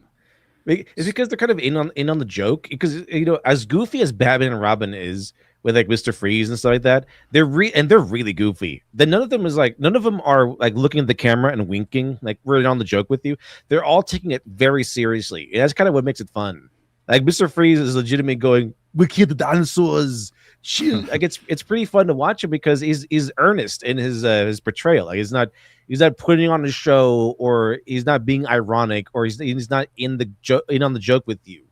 He's actually being menacing, or trying to be menacing. You know, he's trying to be a villain, and they all kind of exist in this world, and they feel like they exist in the world. So it's kind of funny to see them, you know, play out their goofiness. I feel like the whole time that he took over like, if Joel Schumacher got Batman first, he wouldn't make it in the same like gothic style that Tim Burton. Like, it wouldn't it doesn't come from his own mind. It comes from the mind of Burton and then sort of translates into his world. It would probably be a lot brighter, like the TV show, because everything else in the movie is like the TV show. He probably would have made it like really flamboyant and gay. I don't know. He probably would, but I just imagine that movie would probably be a lot funnier to watch if somebody put 60s sound effects with like the whap and slam. Like the wacky Batman. It was Adam West Batman. Because it is. I mean, it's like the Bat credit card thing that Nostalgia Critic talks about. You know, Bat the Bat credit credit card and all that stuff. It would be really funny if it were Adam West doing it. You know, it would be, it really would fit yeah. that character. So I have this credit feeling card that's- chum. Yeah, and that's that I think there's a huge issue right now with film not being in an aesthetic era. Film is in its like ugliest commercial era that I think I've ever brutalist. seen it. Everyone, they all like brutalism. Film really film and tungsten lighting spoiled a bunch of mediocre films. If you go back and watch a mid film from the 90s or from the 80s, it looks a lot better, and it's just because it's made in film. You know what I mean? It probably looked just as bad in digital. But I was trying to watch movies that people suggested. Like, my friend was like, you got to watch Obsession. So that's something. And I was looking at it, I'm just like, it just looks too much like a digital movie. It's too, like, the darkness in it is not special anymore. It's not, as a technological advancement, all the CGI or AI assistance or whatever, once you've seen that, and you realize it's not as good as the best thing that you've seen, it's like, okay, so what's next? What's the next thing? So I'd really like to see what the next spectacle thing is going to be. But unfortunately, the Odyssey is going to come out and it's going to have that brutalist look, just like you were talking about. It's going to be all dark and brown and boring. Dark, ugly, and realistic. So I don't know what we're waiting for. It's not realistic because the real life is not always dark, ugly, and ugly and brown. Like, there's colors in real life. It's yeah. All right, normal man, this is a $10 super chat. Thank you very, very much. Thank you much, normal man. Appreciate. Very generous indeed. I see Batman villains should die, but only if framed as the result of failures on multiple levels, from institutional failure or to the refusal of the villain to change. That's kind of what happens. I think in these movies, where it's like if they die because of their own futures, their own flaws. Sorry, you're fuzzing out there. Oh, hold on. All right, now you're good. Oh, good now? Okay. It seems like every time that I interrupt and it changes like like the audio like switches back off and on. It's possible, but here's the thing. I've been Yeah, trying to figure that out. it's. I think it's just StreamYards. I think it's just StreamYards being wacky Yeah. because it's. I mean, it's always we StreamYards is kind of degraded. But the thing is, a Batman villain can die. It's just they need to be killed by their own hubris. Like they mess up, or like the two. I count the Two-Face thing. Where he throws up a bunch of coins at Batman Forever, and he kind of goes after them. That's like Two-Face's thing. He killed himself on accident because he's so obsessed with the coin thing. Yeah. And so I think it's like, it's more like that, where they kind of make their own mistake. They kind of kill themselves on accident, that sort of thing. So I think that's all right. Although I have to say that in the Tim Burton one, Batman kind of straight up killed Joker, almost. I think that the problem with film is that it's such a high stakes enterprise and it's such a crowd pleasing thing, because I've come to this notion. I had this realization when I've had a lot of conversations with professional people, and I've asked them the same question in like trying to get all that data, as I was talking about earlier. And the saying that I heard when I was a kid and I wanted to get into the entertainment business was, you should pick something that you really want to do that'll give you like a job stability. Like, so pick a lane essentially. And I was like, I don't want to do that. I want to be in charge. I want to be a director. I want to write. I want to do my own stuff because I have a vision, blah, blah, blah, all that. And then they would tell me that it's the same thing that everybody wants to do. Everybody wants to direct and everybody wants to write. And I think this is true of the audience too. I think they want to watch the movie that they want to see. And on top of that, they want everybody to like what they're making. So I think every person that puts their foot in their mouth that's trying to talk about their movie, or they sound stupid because they're actually trying to make a good movie, even if they're woke or silly or whatever it is, it hurts their feelings that their personal version of it doesn't fit what it is. And then what that does is it creates a really unforgiving environment, because if everybody wants to make something, then everybody's going to be critical about what the other person didn't do. And that's why an artist that's good, that's worth their salt, will do something that you didn't know that you wanted, and then you'll adapt and go, wait, actually, I like this version of what it is. And you don't have to like every aspect of it, but it's not even a logical thing. You just feel that I like what this is. And I think that it's the question of should Batman kill or not is problematic, because there's already a version of Batman we have in our head. So every time that it deviates, there's a criticism, and that doesn't just apply to one aspect of it. So I would really like an environment where you could experiment, but I also recognize that that's not really what you do with Batman. Batman has such a specific character, and that's what I think the merit of the Bat family should be, is that you should be able to explore those other areas. So that's a good point too, because there's so many different versions of Batman, but we know they're all Batman because they share like a few core values that make them Batman still. Yes. And we recognize that, and it's international. It's that thing the Lego thing was talking about. The boy doesn't know who Batman is until someone tells him who he is. But as soon as he gets that, he's like, "Damn, I want to be that. That's cool." I know who this guy is now. Like, I want to see who he is, because it's a man's like kind of purview. It's like, I want to be better. I want to be this hero. I want to aspire to become this great person. And that's kind of what happens. And it becomes a role, and a role is something that represents being a man. And when you're a boy, you want to become a man, so you idolize what kind of man you want to be. And I think that there's also an inverse aspect to it, where people are attracted to specific archetypes that they feel they are in whatever unique fashion that they are, and that should be encouraged. There's not really a competition between Superman and Batman. There's just people that really like Superman and people that really like Batman. And I think it's really funny that when I was a little kid, me and my friend used to like play superhero outside or whatever. And my friend would always choose Superman and I would always choose Batman. But his mother made us capes that were interchangeable. So either of us could be Batman or Superman. And it's like you said, it's like you take on that role and you can explore your version of it, and it's going to be a different thing. But the audience has to be willing to engage in a good faith exchange for that to happen, which is why comic book fans there's like a wider gradient of what comic book fans will accept in a comic than movie fans will accept in a comic book movie. There has to be, because we still really haven't seen the versions that are in the comics totally. Like, we can get close a lot of the time, but it's usually a director's version of a character. We have, like, how close to 1930s Superman have we seen since the 1930s? Or Is it 1989 They Batman? try to bring it back, but like this, they don't know how. Well, because it's yeah. too woke now. Because it's kind of like the whole thing with sharing things. Like they had that one guy come out as gay, and everyone's like, "Oh, that's so awesome" or supportive. That's like a 2020 mentality. Like in the 80s, you'd be like, "What?" They're just mocking him. Like, get out of here. Sure. They don't have the balls to portray things as they were in a human sort of way. It always has to be sanitized, corporate approved. So if they want to bring back 1930s Batman, they're going to have to bring back the 1930s feel, which is not something they can do. It's I was watching I was hanging out. I was July 4th, obviously. So I was watching one of my nephews, and they're very, very young, and Yeah. they were watching 3D movie, and then they went back and they put on the Aristocats, Ooh, which is hey. obviously like classic 2D movie, right? I think that was And- old when I was born. Yeah, yeah. It's like it's from the Nine Old Men at Disney, and it's a classic. But the kid liked both of them. You know, there wasn't a medium problem. There was it was if it's beautiful here, and if there's beautiful sunsets. I was watching the Cars movie. I could not tell because I was kind of at a distance, but I couldn't tell at 10 feet, 15 feet away, or whatever I was, which one was being watched. So I thought that was a mark of style. Like they did such a good job with the rendering on this TV at a distance that I couldn't tell if it was Cars 1, 2, or 3.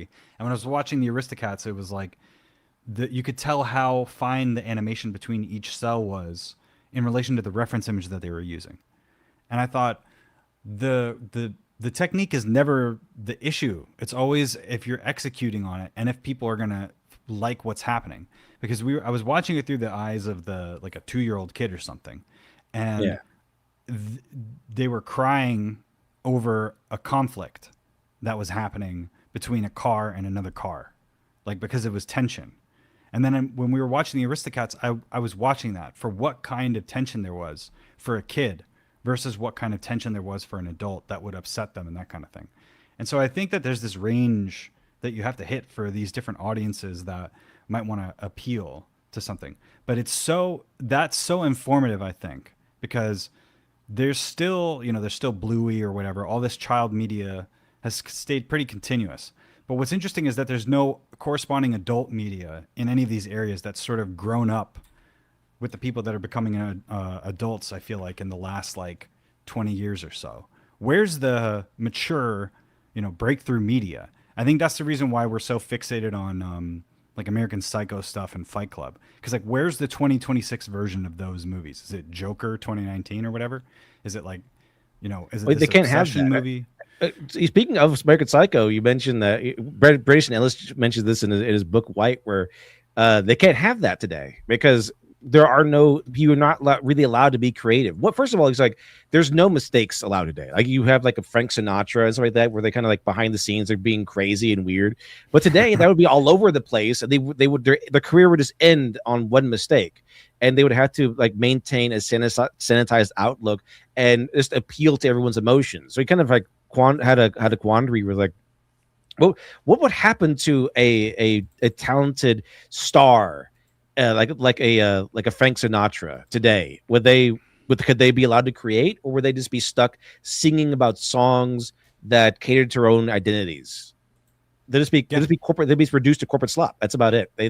So we could have another Frank Sinatra right now, but they've been whittled down to corporate slop because anything more than that gets them canceled, makes them a PR disaster, and it's just not allowed. It's kind of the same thing. So for the same reason why they can't. They're willing to spend hundreds of millions of dollars on a movie, but they're not really willing to take any risks.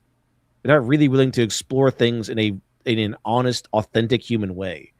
Like you can't really have a guy just be we talked about this where we're watching Venture Brothers, and this casually calls some guy retarded or something. It's like you can't really do that today, right? You can't really do that today. But that's what made Venture Brothers so good. It's very human. It's very it's very fun. It's very funny. It's but they'll just call him retarded or just slow or just they'll do this casual insults, because today if someone dropped an insult like that, it'll be a big deal. Like this. They'll have the camera focus in. It's like someone just got shot. That's kind of it. But Adventure Brothers is just so casual. Oh, this guy's gay. Yeah, probably. And oh, this guy, what a retard. It's just, and they'll just keep going. It's just part of the conversation. In E.T., But, the yeah. little kid calls is like getting taunted because of the family is kind of like breaking apart, and he calls the other kid a penis breath.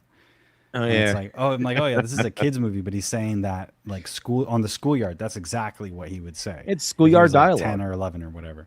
And then the mom Exactly. laughs a little bit, and it's They- like they- that's they're too funny. afraid. They're too afraid to add in humanity into the modern day movie. And so we don't get the humanity. We get this sanitized corporate swill, and people can tell. Like as Plinkett said, people can see authenticity, and they could see fakeness really well. Wasn't It's that isn't that the saddest thing of the whole? If I were to sum up the last 10 years of my alienation from films, it would be that what was special about film was that you got a personal, almost voyeuristic look into a world that was crafted by a person that existed in the same world that you did. So you could sort of relate to what you were seeing, and yet you could go places you've never been or could never go, see things that you could never see. And it's not something that you would go in there thinking like, I know how it's all going to be done. It's all going to be CGI, or it's going to be shot like this, or it's going to star Pedro Pascal. Like I don't go thinking, oh, another Jack Black movie. That's what I want, Yeah. That I really feel like there used to be something specific about what I was going to go see, and it was by a person, and we're hanging on to that by a thread, as opposed to it just being like whatever the newest seasonal flavor is, or the newest season pass of some video game, or whatever it is, some live service movie, essentially. Yeah. I can't wait till we have those movies like in Futurama where like you have to press a button in theater to see which one you want to go to, and like, oh yeah, should Calculon go in his cool car and go enter the firefight, or should he stay and check over his papers? And they're like, oh, people insisted that he checked over his papers, but really Fry kind of voted for the action. Like, no, I didn't vote for number 2. I'm almost certain you did. That's kind of exactly what they're doing today. They just like, you certainly said this, right? No, I want the other one. No. You did this other thing. You wanted the boring stuff. Exactly. We insist you wanted the woke stuff. That's kind of what they're doing with wokeness. Like, just You're not like, a bad person, are you? Yeah, you're not a bad person, are you? So you did choose the woke side, right? Yeah, sure, I guess. Gold Reaper 35 says, LD, this is random. I discovered something Shad should look at. Armor MMA. 2 dudes in MMA cage fighting each other with armored weapons. They kind of had that a while back on this channel called Night Fight. I think it only got 1 season, but it was pretty cool. I like that show. It's a Megalathon, additional $5 super chat says, a superhero movie I watched in theaters was Endgame. I haven't seen any other since, but if Sony puts Morbius back in the theaters for a 3rd time, yeah, we're all busy that day. Bring it back. 3rd time's the charm. Yeah, bring it back.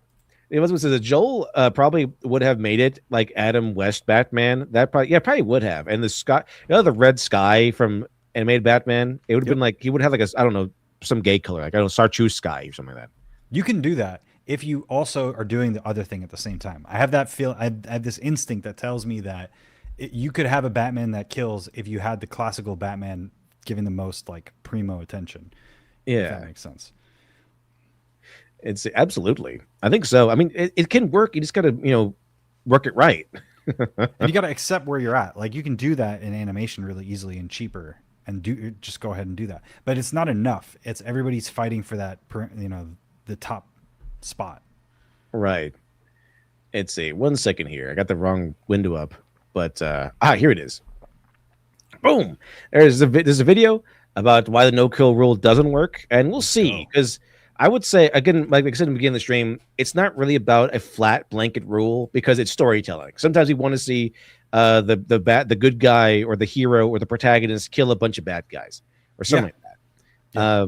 It depends on the character. That's what my argument is. It's about the character that are falling around and what his purpose is. Like the Punisher is there to show you that he's taking a brutal assault against the evils of the world. The evil criminals of the world.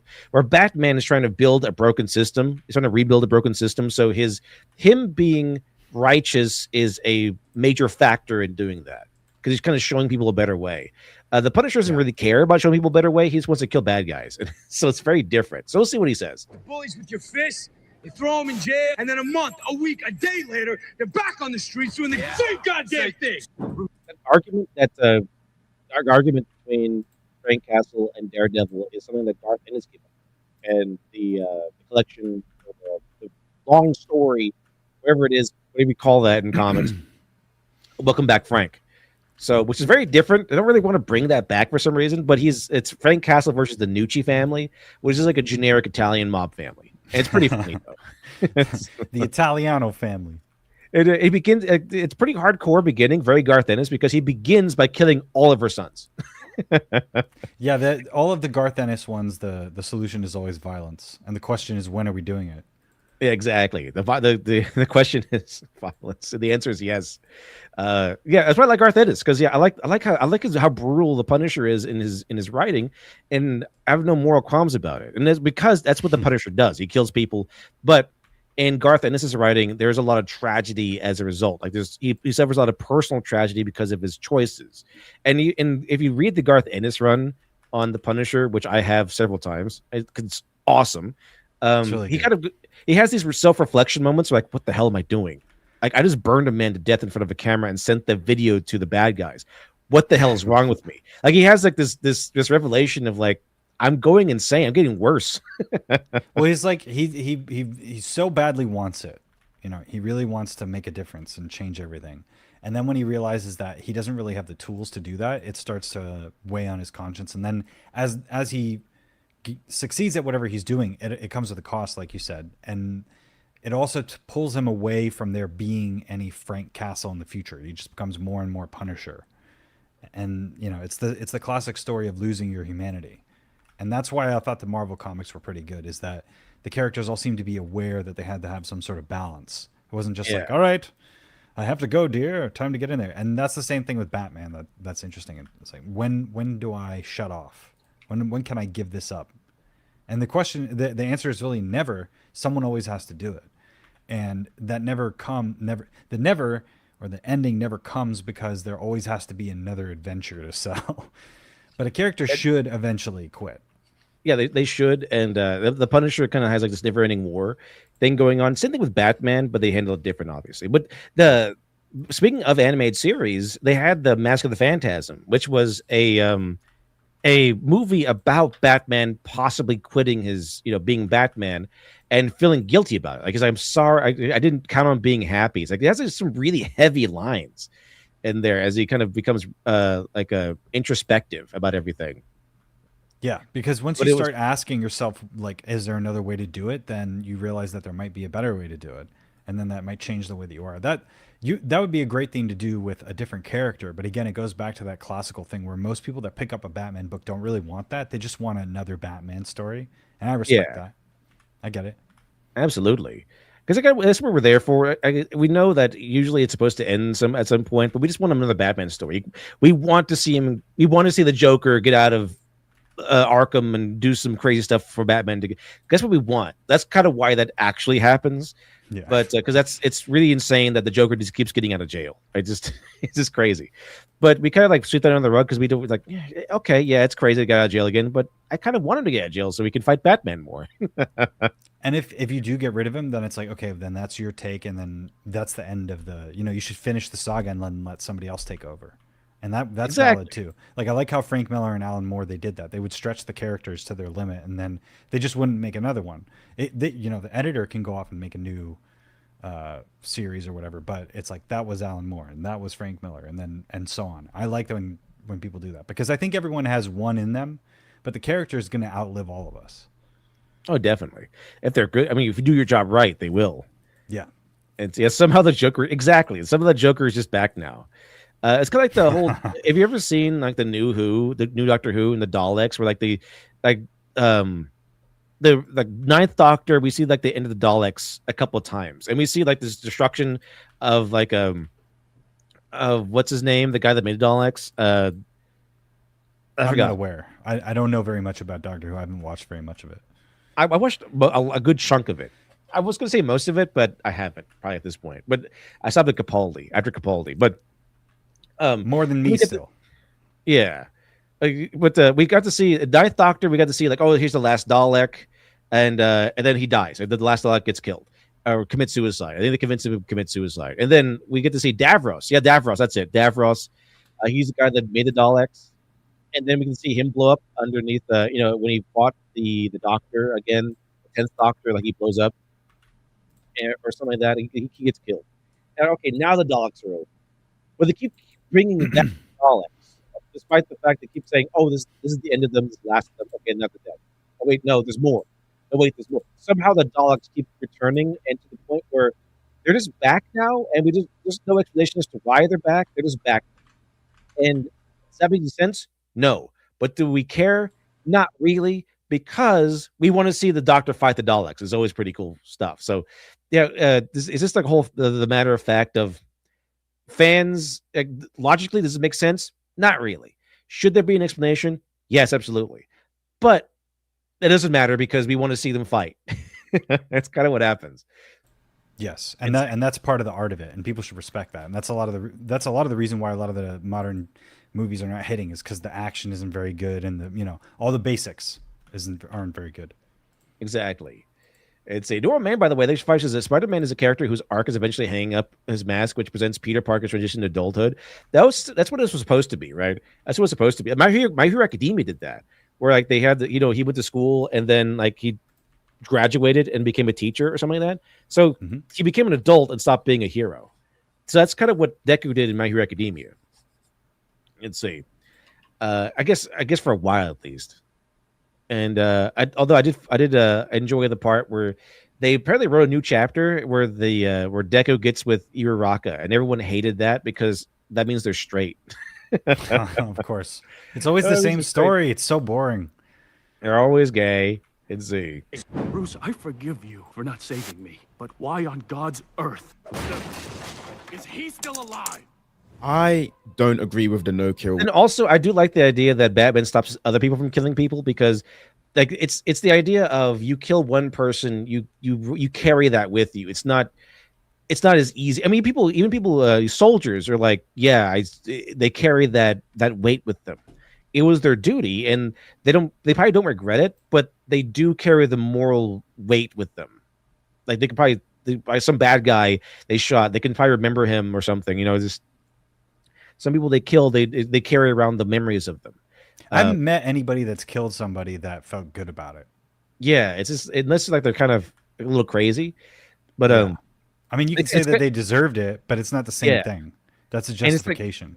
It's like there's like I think there's like a support group of people who killed in self-defense. Like obviously they're justified, but they still carry the weight of killing their attacker, because it's still a moral weight. It's still very heavy on the soul.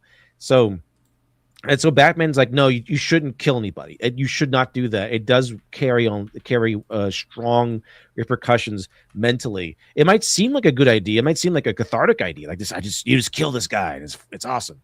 We make the world a better place, but it's really, do you really want to corrupt your soul? Do you really want to carry that weight for his sake? Because is it really worth it to make that choice so that because of him? When really it should be the system that carries it out. Well, that's the ideal, but that's the reason again why the Punisher is great, is because it's like it shows when the system fails that somebody is able to take it into their own hands, and that fantasy is not just like it. That's the reason why the character is so unpopular with people that are like institutionally minded, because the character is going to go out and do something that is not acceptable by our standards. You're not allowed to go and murder somebody just because of, in revenge and that kind of thing. But when there's no justice, that's when it feels like, oh, well, the rules don't matter then. And then that is an issue that's on society to do something about. And if society doesn't, then it's a problem. It creates the instability that allows vigilantes or allows revolutions or anything that you can think of. Like that's what makes people think, you know what, we need to do something, and it's serious. I'm not joking. Like, and so whenever that comes up in media, you can tell that things are pretty bad. So like Punisher comes from a time when the inner city was crumbling in New York and stuff like that. Like the mafia was in control of everything, and like buildings were literally crumbling, and there was no money, and it was so corrupt. So then, well, what are you going to do about that? Who's going to deal with this? And that question is answered easily in pulp, fiction. Like that's where the Max Payne kind of character comes from, and where Mac Boleyn, the executioner, comes from in books, or Dirty Harry. It's there's the same character from the same period in every single medium. This is just the superhero version of it. Yeah, exactly. It really is. Um, so so that's why Batman and Punisher are kind of the same guy on they kind of occupy the same coin, the two sides of the same coin, Mhm. because they are both spawned from the same idea, the corruption of a city, the wallowed in sin. Batman is like the guy who wants to fight to fix the system, and the Punisher is like the guy who fights this to punish evil. So that's kind of why it's kind of why we have this fight between Daredevil and Batman. It's because Yeah, Daredevil is yeah. about not killing, and Punisher obviously no Daredevil and Punisher. I mean, Daredevil and Punisher. Punisher's all about killing people, and you could see their perspectives from both, especially when Garth Ennis kind of had this argument like, okay, you either shoot me or I shoot this guy. He's like, what kind of choice is that? The kind of choice I make every day. And oh man, that's so funny. Yeah, and then the difference is also the idea of an optimistic character versus a pessimistic character. And it's sort of that's the difference between a hero and an anti-hero. Batman is a vigilante, but he's a hero because he doesn't kill anybody. So he's always living by a moral code of an everyman person. But Right. Punisher's like, nah, I'm gonna go and kill him. Let's go. I said they can't kill anybody, but the Punisher has that mentality that everyone has with the Joker. Like if you kill a Joker, he won't kill anyone else. That's the idea. Yeah. And most people actually think that, but it's because of how many times we've been around the ringer. If we're talking about Batman as a linear series of villains that just show up and then he takes them down one by one, then it's hard to justify him killing the Joker. It's really easy to justify Batman killing the Joker when it's the 30th time, when he just keeps getting out. But that's us remembering every story. That's not every Batman. Exactly, and it's like, again, it's the Batman's whole thing is not about stopping villainy. His thing is about fixing a broken system. The Punisher is about just punishing villainy, so that's why it's it's justifiable that he kills people. Like that's why he kills people. He doesn't really care about fixing the system, which is why I like Garth Ennis because Garth Ennis Punisher is very just like I'm just going to kill them all. That's kind of what his mentality is. He doesn't really care about he's very nihilistic, I guess, but it's like I'm going to destroy all these bad guys, and to the point where they have this like some of the bad guys have this insane perspective, like you're trying to commit genocide, Punisher. Against criminals. You're trying to genocide the criminals. I think that's Nucci saying that. You're going to genocide us all, Punisher. Like they're a race or something. Trying to justify her evil. Well, it's it's funny to me because it's just the same issue between the two characters, which is how do I stop crime? And one just doesn't care and wants to see what the other side would look like, and the other one wants to enact justice by putting it into the system's hands, the justice system, and forcing their hand. But it's something that I don't think ever gets accomplished, and everybody knows it won't get accomplished. So then it's once you get to that level of morality, it becomes a present tense thing. Like, what do I do next? The next guy that robs somebody and kills them, what do we do with them? Because we've already done that, and it's never going to stop. So now what do we do? But then there are imminent threats, like imminent. There are threats that are going to come in and they have to be dealt with now. And so that gives, I think, characters a lot of leeway. That's why if you had like Batman's successor, like, you can make them make mistakes or passionate choices and the drama will be more intense than if Batman were to accidentally or intentionally kill somebody on a whim in the moment. Because we don't want that to be the Batman character. So that's why I think we need these different characters that can represent different rules. Guns, no guns. Swords, kill. No. Because there's always several parts to this whole thing, and no one's ever like just oh yeah, just justice. Because even like Superman has those temptations, like he has temptations that I have this power, I can kill all these bad guys, but I know I shouldn't. But he has those temptations. And that's kind of what makes him such a hero, is that he fights them every day. And so that's kind of why that whole thing that he has with the confrontation with Doomsday, Darkseid, where he's like, every day I have to hold back. I live in a world of cardboard. That speech. He always says, LD, I watched your video on Superman. Superman depowered himself after killing Mxyzptlk, and how it's in keeping with his morals. Shouldn't he have depowered himself after killing Doomsday? I don't think so, because Mxyzptlk is like a sentient being. Doomsday was like a mindless monster. So there's a little bit of difference there. It's kind of like, say argument against orcs. It's like this orcs are just there to kill. There's no moral quandary there. The Mixoplick was like a person with sentience. It kind of goes back to the whole idea, like, if you have a no kill rule, can you kill deer? Can you kill animals? Do you eat meat? If you have a no kill rule? Like it kind of, I think it's restricted to people of sentience, right? That's the whole thing. Are they have sentience? Or they have a self awareness? They have morality? Can they make a choice? That sort of thing. Like Doomsday was kind of genetically engineered to kill Superman. Like, he's just a mindless monster, as far as I know. And I've been feeling this way for a while. I think it took until Daredevil Born Again Season 2 to conclude for me to really understand why. And to preface, I think it can and does work for a lot of superheroes, like Spider-Man, for example, who's not only a symbol of hope, but even has the strength to stop his villains without killing them. Stop trying to kill me. I'm in control, buddy. Or doesn't really have a reason to kill them, since most of them operate under the guise of scientific experimentations gone wrong. So that's where it can work. But for heroes like Batman and Daredevil, who operate in a very different world and whose villains supersede the typical type of villainy we see, Some men just want to watch the world burn. that same no-kill rule can really start to have serious ramifications on the legitimacy of the story and the viewer's image of the hero in question, when they not only prioritize their moral code over the same people they swore to protect, but when that code actively forces them into a situation where they're saving the exact threat who turns around and wreaks the exact same havoc. How'd you take a bullet for that, asshole? So, in this video, we're going to look at why the no-kill rule has not only become fundamental... Is it? I have a question. Do you think that the people that believe that a superhero should be able to kill, do you think that all of them also believe in the death penalty? Or is it just the determination for a, admittedly fictional character? I'm using it as a thought.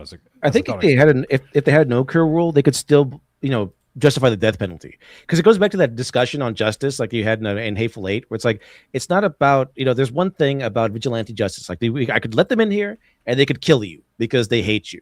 Or I could take you all the way to town, have you go through all the trial, and have a dispassionate judge judge you and sentence you to death. The result would be the same, but it's the dispassion that brings about justice, because the judge is not emotionally connected to the case. So he's going to look at the evidence, hear all the arguments, and then pass judgment, as opposed to just emotionally driven revenge.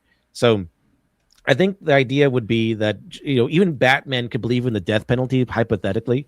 It's just that as long as it goes through a good system and the case is listened to and judged appropriately, then it's like, okay, then they can be sentenced to death because the system sentenced them. What do you think about the idea that Batman rescues like a kid from a villain, then he puts the villain in prison, but the villain already killed the kid's mom, and now the kid wants to kill the bad guy, and the judge sentences the killer to a short sentence, or there's some sort of injustice, like they plead insanity and then they're out in like 2 years and they're on the street and they stab a girl in train. Sure, they do another crime or something like that. But But before that, what do you think about the idea of Batman stopping the kid from being a killer when there's no justice from the way that Batman does it? I think in this scenario, it's like, he wants to stop the kid from being a killer because he technically, in some scenarios, Batman faced the same thing, like especially in the Nolan trilogy. Like, Batman was going to go kill Joe Chill, and then he got stopped because that's not the right way to go, especially not for a guy like Batman. So I think Batman would stop the kid, try to convince him not to take that revenge, not to go. Would he be? Far. I agree with that. He would definitely do that, and that would be how the story would go. But would he be right? The kid be right? Who would be right, or who would be more right, or who would you? Batman would be right to stop the kid. I could sympathize with both, but I think Batman would be right to stop the kid. Batman would be morally correct to stop the kid from damaging his soul that way in terms of killing that guy, because it's going to feel good. It might be even justified in some respects, but he's going to have to carry the weight of that guy's death. And I'm pretty sure Batman want to stop that. Is that for Batman to choose? I think so in this case, because he wants it, because that's a crime, first of all. Yes, right. But isn't it a crime to go out there and beat people up if you're not a cop? Yeah, It is, but Batman. But it's is a like, minor I wanna- crime in I comparison. want to fix the system. Like I want to fix systems. So Batman would try to stop him, but I'm pretty sure Batman would also know what he's going through and sympathize. So I there think that would stop him. really is a difference between Batman and the Punisher, though. Oh yeah, Yeah. the big difference is that they have a very similar goal, but they have very different values and how they get there. Like the Punisher would be like training him. The Punisher would train that kid. Yeah, he'd be like, you know what? I'll get him, kid. like you don't have to do that because I'm gonna do that. Yeah, He'd be exactly. I'll get him for you. Sylvester Yeah. Stallone. You know what? That's what the Punisher would do. Actually, I take it back. As Punisher would probably be like, no, I'll get him, kid. You stay here. You save your soul. I'll go kill him. That's what the Punisher does. That's anti-hero Punisher, right? That's Punisher, what yeah. makes him not a But then if he was Deathstroke, he'd be like, I'll teach you the ways. But you have to swear loyalty to me or something. Yeah, like that. that's like this villain. Yeah, Deathstroke. Yeah, exactly. And then he gives him a coin. He's like, for every kill you get, I'll give you one of these coins. And I like both these characters a lot. I like the Punisher a lot. I like Batman a lot. I like Superman a lot. But yeah, I know, but they represent different perspectives, different philosophies on how to handle things. I could have separated heroes into two different categories. It's like, do you want to help people, or do you want to stop bad guys? It's like I know they both want to do both. I mean, they all want to do both, but heroes tend to prioritize one over the other. Like Batman, DC heroes tend to prioritize helping people over stopping bad guys. They tend to. Like, I want to save this guy first, and then hopefully I can still stop the bad guy. Punisher emphasizes stopping bad guys. He doesn't really care about helping anybody or helping a system. He will try to save people, but he's not going out of his way to save people. He's not like trying to plan like I'm going to go save this guy from a hot situation or something. Like, he's not doing the patrol to save people. He's doing patrols to kill people. He will go out. One thing the Punisher will do is he'll go out of his way to make sure that when he does attack, there are no casualties, because the Punisher is so black and white that if he ever killed an innocent person, he would probably kill himself. That's kind of his strict ethics, especially in the Garth Ennis series, where this one guy kind of, after Frank Castle's family is murdered, his neighbor comes over and tells him how he like cheated on his wife or something, and then and is laughing about it, and Frank Castle's like, you have 10 seconds to get out of here before I kill you. And that guy had to run too. And that was like Frank Castle back when he was like new at this. We had this he was new to this mentality. I gave him a warning. Let's see. This is Wall says, makes me think of the pivotal moment in Transformers 1 where when Orion Pax tried to stop D16 from killing Sentinel Prime. Orion didn't want to see his friends take a life in a heat of passion. Yeah, exactly. Because they might regret it later. Flawed, but how that same rule is also starting to create villains out of the moral. When someone like Batman stops someone from trying to kill somebody else, even though they're bad guys, it's more about, I want to save your soul, not necessarily save this other person. So when a guy like Batman tries to stop you from committing murder, it's to save you, not because he just loves villains so much. Now, some people might make the argument with the Joker that he needs his Joker. He needs the Joker to be his play buddy. But that's why, in the Neil Gaiman story, whatever happened to the Cape Crusader, it's like they had that one scenario where Alfred became the Joker, so Batman could have someone to play with, have an arch enemy. But really, and it goes insane sometimes how, like, okay, I understand that Batman won't kill the Joker, but why would you go to such lengths to save his life? Like in the Three Jokers, I think he's dying from a disease or something like that. It's like, let him die.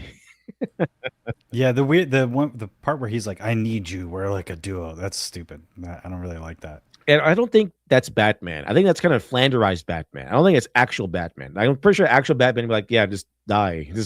I don't have to save you. I'm pretty sure that it would be like, if Joker's dying of a disease, I don't think Batman's going to be like, I got to, Peter Parker to Aunt May. Like, I don't think he's going to go to everyone in the world to save the Joker. I'm pretty sure, like, okay, well, you're going to die of a disease. Fine.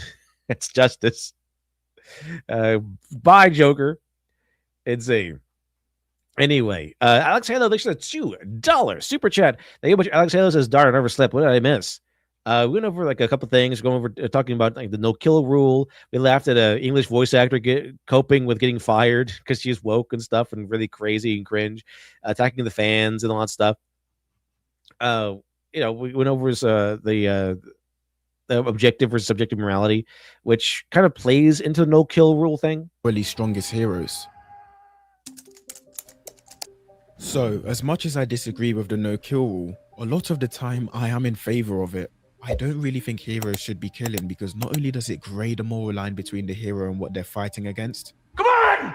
Kill me! No! You don't get to destroy who I am! I believe the restraint and mercy that they show is a driving factor in why they're so inspirational in the first place. Take Daredevil, for example. A massive reason the character is so beloved in the Netflix series is because of his strict adherence to that rule. No killing. With his heavy ties to Catholicism and deeply rooted belief in redemption, making his struggles to cross that line extremely believable and compelling. And honestly, that is from a true. personal I do standpoint, appreciate I think that. The ability to tie it to Christianity does make a lot of sense because that is like a command in that way. So As I said earlier, that superheroes, a lot of good superheroes, DC superheroes, are very Christian in nature, very Catholic, I guess you could say. Daredevil kind of took it to the literal degree where he actually is Catholic. It's a very part of his mentality. But they made Batman an atheist for whatever reason, even though he lives in a world of literal gods. But of course, they had to make him an atheist because the SJW took over. But that goes into world building issues that have to do with once superheroes exist, then everybody's perception of reality should change, but it doesn't. If that makes sense. Like it's still the same. You know? I still got to go to my job. I just found out that this person can create anything out of Green Lantern material. Why aren't we researching this? Yeah, just I still have to go into work today. Yesterday we were attacked by a space alien invasion led by some robot from another universe or whatever. So I might be a little late to the office today. the Netflix series is my favorite example of how to handle a no-kill rule because it often ends up superseding a personal struggle and usually ends up involving the surrounding cast. And those struggles end up being some of the most memorable moments in the series, such as Father Lantom's dialogue in season 1 when Matt wrestles with the idea of killing Fisk. I know my soul is damned if I take his life. Are you struggling with the fact that you don't want to kill this man, but have to? Or that you don't have to kill him, but want to? Or when Matt is given the ultimate test to get revenge on Roscoe Sweeney for murdering his dad, in which he quite literally can't do that. And it would be kind of silly for me not to mention one of, if not the most revered scenes in comic book media, which literally takes place as a result of this ideological conflict between the Punisher and Daredevil, where for the very first time in the series, we were given a character whose ideology directly juxtaposed that of Matt's. I think that this world, it needs men that are willing to make the hard call. I think you and me are the same. Only I do the one thing that you can't. You hit them and they get back up. I hit them and they stay down. And the Punisher in this situation could have easily have been right. But the original series worked really hard to dispel the Punisher's ideology because yes, whilst the legal system was absolutely shot to pieces, with Fisk not only able to take over an entire prison but also influence the outcome of a court hearing from his cell and get himself freed, the show did end up sending the right message by having the characters use the same legal system that he controlled to put him away, thus preventing Matt from going down the wrong path and proving that the justice system can work. He's alive. Thank God. So that's, in my opinion, the absolute best case scenario of the no-kill rule working, because not only can we see how it ties heavily into the character's identity, but at the same time, we also see how the writing brilliantly addresses the elephant in the room by constantly juxtaposing the protagonist's beliefs against opposing ideologies like Frank Castle's. The story is able to challenge the hero, but ultimately ends up validating them. On the other hand, when we look at other examples or even more recent examples in media, a lot of questions do and have actually started to arise at how legitimate this ideology actually is anymore. Because what used to look like a moral boundary preventing the hero from becoming a monster... Anymore is really funny because it implies that something has changed. Yeah, and that's a it was once this way, and it was once this way and is no longer. Well, what changed? And it's like, well, not the heroes, something else did. And when you figure that out, then you'll figure out why Frank Castle, you know. But that's the thing is, I really want the Punisher to have a justifiable reason to Daredevil, because ultimately, when I was watching the Nolan movies, I felt like there was a lot of stuff that Nolan was trying to ask himself in the character, and there weren't a lot of answers. And in the 2021 Batman movie, it's the same thing. It's like Catwoman is asking, like, what, you know, it's gonna kill you. You're like, this place won't change. You know that, right? And he's like, I have to try. I have to do it. Like, and it's the same thing with Batman. It's like, I won't let him do it. It's always the same thing. But it's just like, that's why I think people like that Daredevil thing where he was saying it was smart to hear a character say that I'm not going to let you tell me what to do just because you're the bad guy. Like, just because you're a piece of shit doesn't mean that I'm going to be. That's an arrogant way of doing it, and I like that because it's not. It's like, no, my rules don't change just because you're a piece of shit. That's a good way of framing it. But to do that, I know as a person that requires you to do it on extra hard mode. You have to be like, and especially when you don't have any other weapons, you know, you're just hitting people. That's a tough job, you know. And why would you do that if you were the Punisher or just some guy that has no powers but still wants to do the same job? And that's the reason why I love like rooted superheroes, and it's also why I love Comedian versus Dr. Manhattan. Oh yeah, because somehow Dr. Manhattan is disarmed by a guy that just uses guns. But he can't. But you know what? You saw me do it. You could have stopped it. You could turn the bullets into flowers. You know, you had that whole like interjection. Like, what about you? Do you think the comedian would take life seriously and think it wasn't a joke if he had Dr. Manhattan's powers? Do you think that Dr. Manhattan would have a different like view on life if he had the limitations of the comedian? It's like we said, human. Yeah, and the same thing with Adrian. You know what I mean? It's like if Adrian had the same amount of cash as Night Owl, would he be the same person, or would he be trying to hang on to the morals of the greatest thing that ever happened to him, which was getting a cape? I think Adrian Veidt would have made the same, because I think he started off poor, but he built himself up. So I think like he would be the same guy. It makes you think about what makes these people who they are, what makes them the characters, and that's what's telling in those good stories is that they engage in that thought, because that's what a good writer would do, right? A good writer questions why something would happen, as opposed to just and then he hits him, and then he says, "I'll get you next time, Batman," and then Batman gets him. And then he says, "I would have gotten away with it if it weren't for you meddling kids." Let's start pounding Joker. The Joker's boner. They're advertising my boner everywhere. Dr. Venture. It's a Alex Haley just $5 super chat. They much appreciated. Thank you much, Alex Halo, once again. Yes.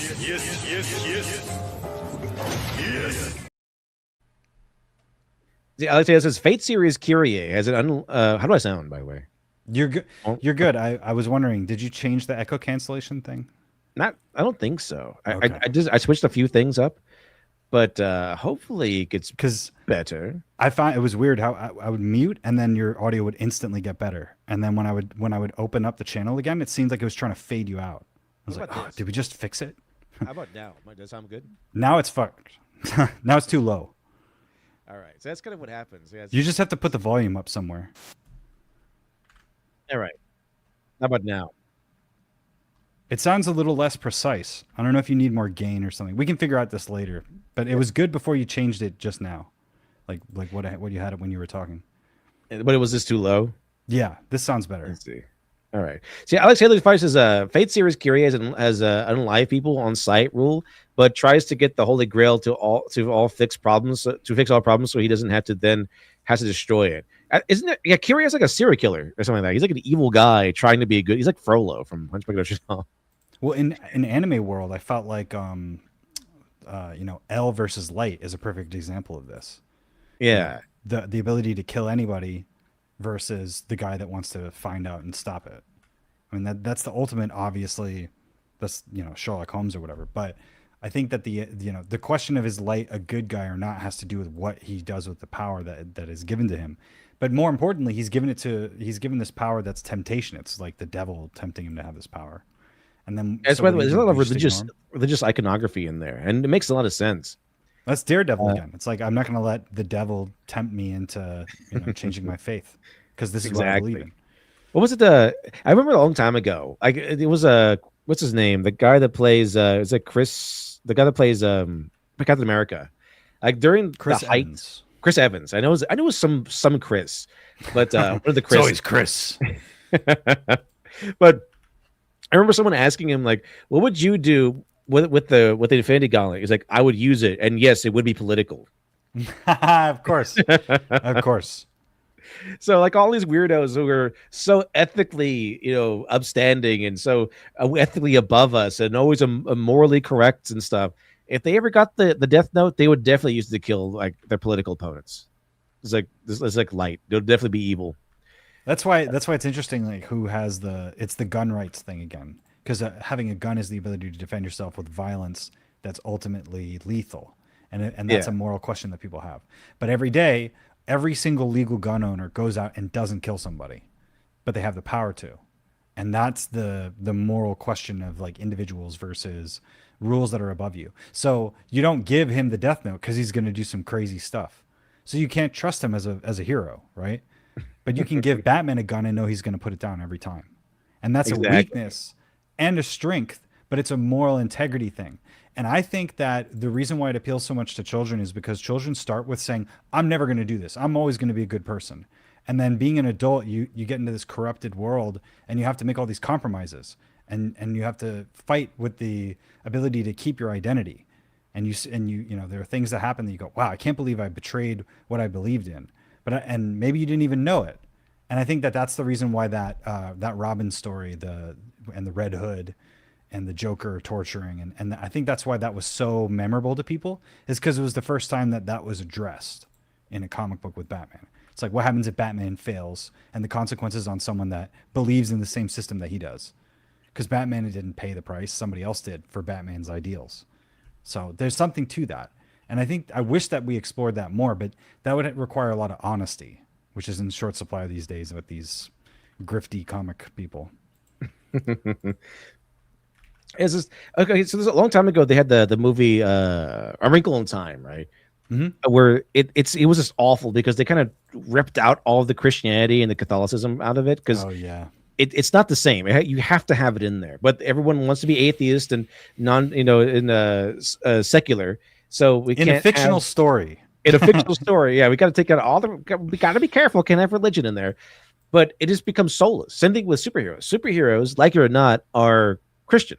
They're Catholic. It's a Christian morality system. I mean, I know a lot of them are made by Jews, but it's still like Judeo-Christian. You know, it has that morality system of like, you know, we're going to do good. We're going to go out there, do be righteous. Now, a lot of them didn't really turn out. The like, Ten start out that way. Commandments. The Ten Commandments dictate a lot of what the superheroes do. Exactly. And so they might not have all started off that way, but their iconic forms hold those close, those ideas close, regardless of what any passing of time or the changing of the guard. It's like that's what people know them as, and it's locked into that. What values do we want to teach our kids? What do we want to say society believes in? And it's almost never, it's just kill your enemies. You know what I mean? Kill criminals. It's usually we need to mete out some kind of justice because that's a higher ideal. And superheroes have higher powers, so we assume higher ideals, which is why the Spider-Man saying is the one that everybody remembers. I mean, truth, justice, and the American way, that's very easy to remember. But I think that the prime superhero motto that people remember is the Spider-Man one. And I can't really remember off the top of my head any other ones, you know? And it's not like Punisher doesn't really have a motto with that stuff. He's about efficacy. He just kills people. Yeah. He doesn't really talk that much, and after a while. You know, Peter, Uncle Ben told me, kill your enemies before they kill you. You hear me? I had an Uncle Ben too. He told me, get every last one. Uncle Ben? Why'd you say that name, Punisher? Yeah, Punisher and Spider-Man fighting it out. It's his mother's name. It's his uncle's. It's his uncle's name. I too have an Uncle Ben. What?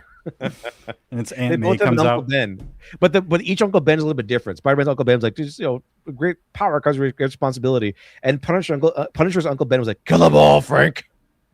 But it would be really funny. Yeah, he was like a drunk. I used to hit you so that you'd harden up, kid. See, Frank Castle's Uncle Ben is like Charlie's uncle. Up to me. My uncle was always telling me about his stories. In fact, they make it about Vietnam because he's the GWAT guy now. Yeah, I think they have to do that now at this point. Yeah. Like, just make. It's like Homer Simpson was a '90s kid now, and I'm just like, oh my god, I'm old. Make Frank Castle, make his uncle the guy that went to Vietnam or something. Because being a Vietnam vet means he's like really old. Yeah, exactly. But I mean, you know me with the temporal thing. I like the idea of these characters. Frank Miller in the '90s when it's gritty, that sounds pretty awesome. But in 2026, it's like, how does he hide from the camera? The flock camera AI is after him. But I would just love a scene with Aunt May asking Frank about his morality and like, well, I don't know if you should go out there and kill them, Frank. it's not very nice of you. Get up. We got to do better. And a hero is and I always try and teach my son regardless that kind of stuff. But it'd be very good if there was like some sort of, because Frank is always talking about, and in the Garth Ennis ones and that era specifically, one of the main character traits that seems to be in every like monologue is how the bleeding heart superheroes, they never get anything done, and they're always, but it'd be really good to get like a character that's not a superhero, that has no power, to still like try and like speak truth to him. That kind of juxtaposition I would really appreciate. Let's see. By the way, before we get back to the video, I made this. This guy is kind of funny, but I had the idea, like, what if like Frank's kids got killed, but his wife kind of like went with him, because there's like a whole thing where like Marvel brought back the Frank Castle's wife, and they showed her that he's been killing all these evil, horrible villains in her name, to avenge her and the kids, and she gets angry at him and goes off to go kill Frank. Nah, she wouldn't do that. But I was like, what? Why? Shouldn't she be like, whoa, that's awesome or something?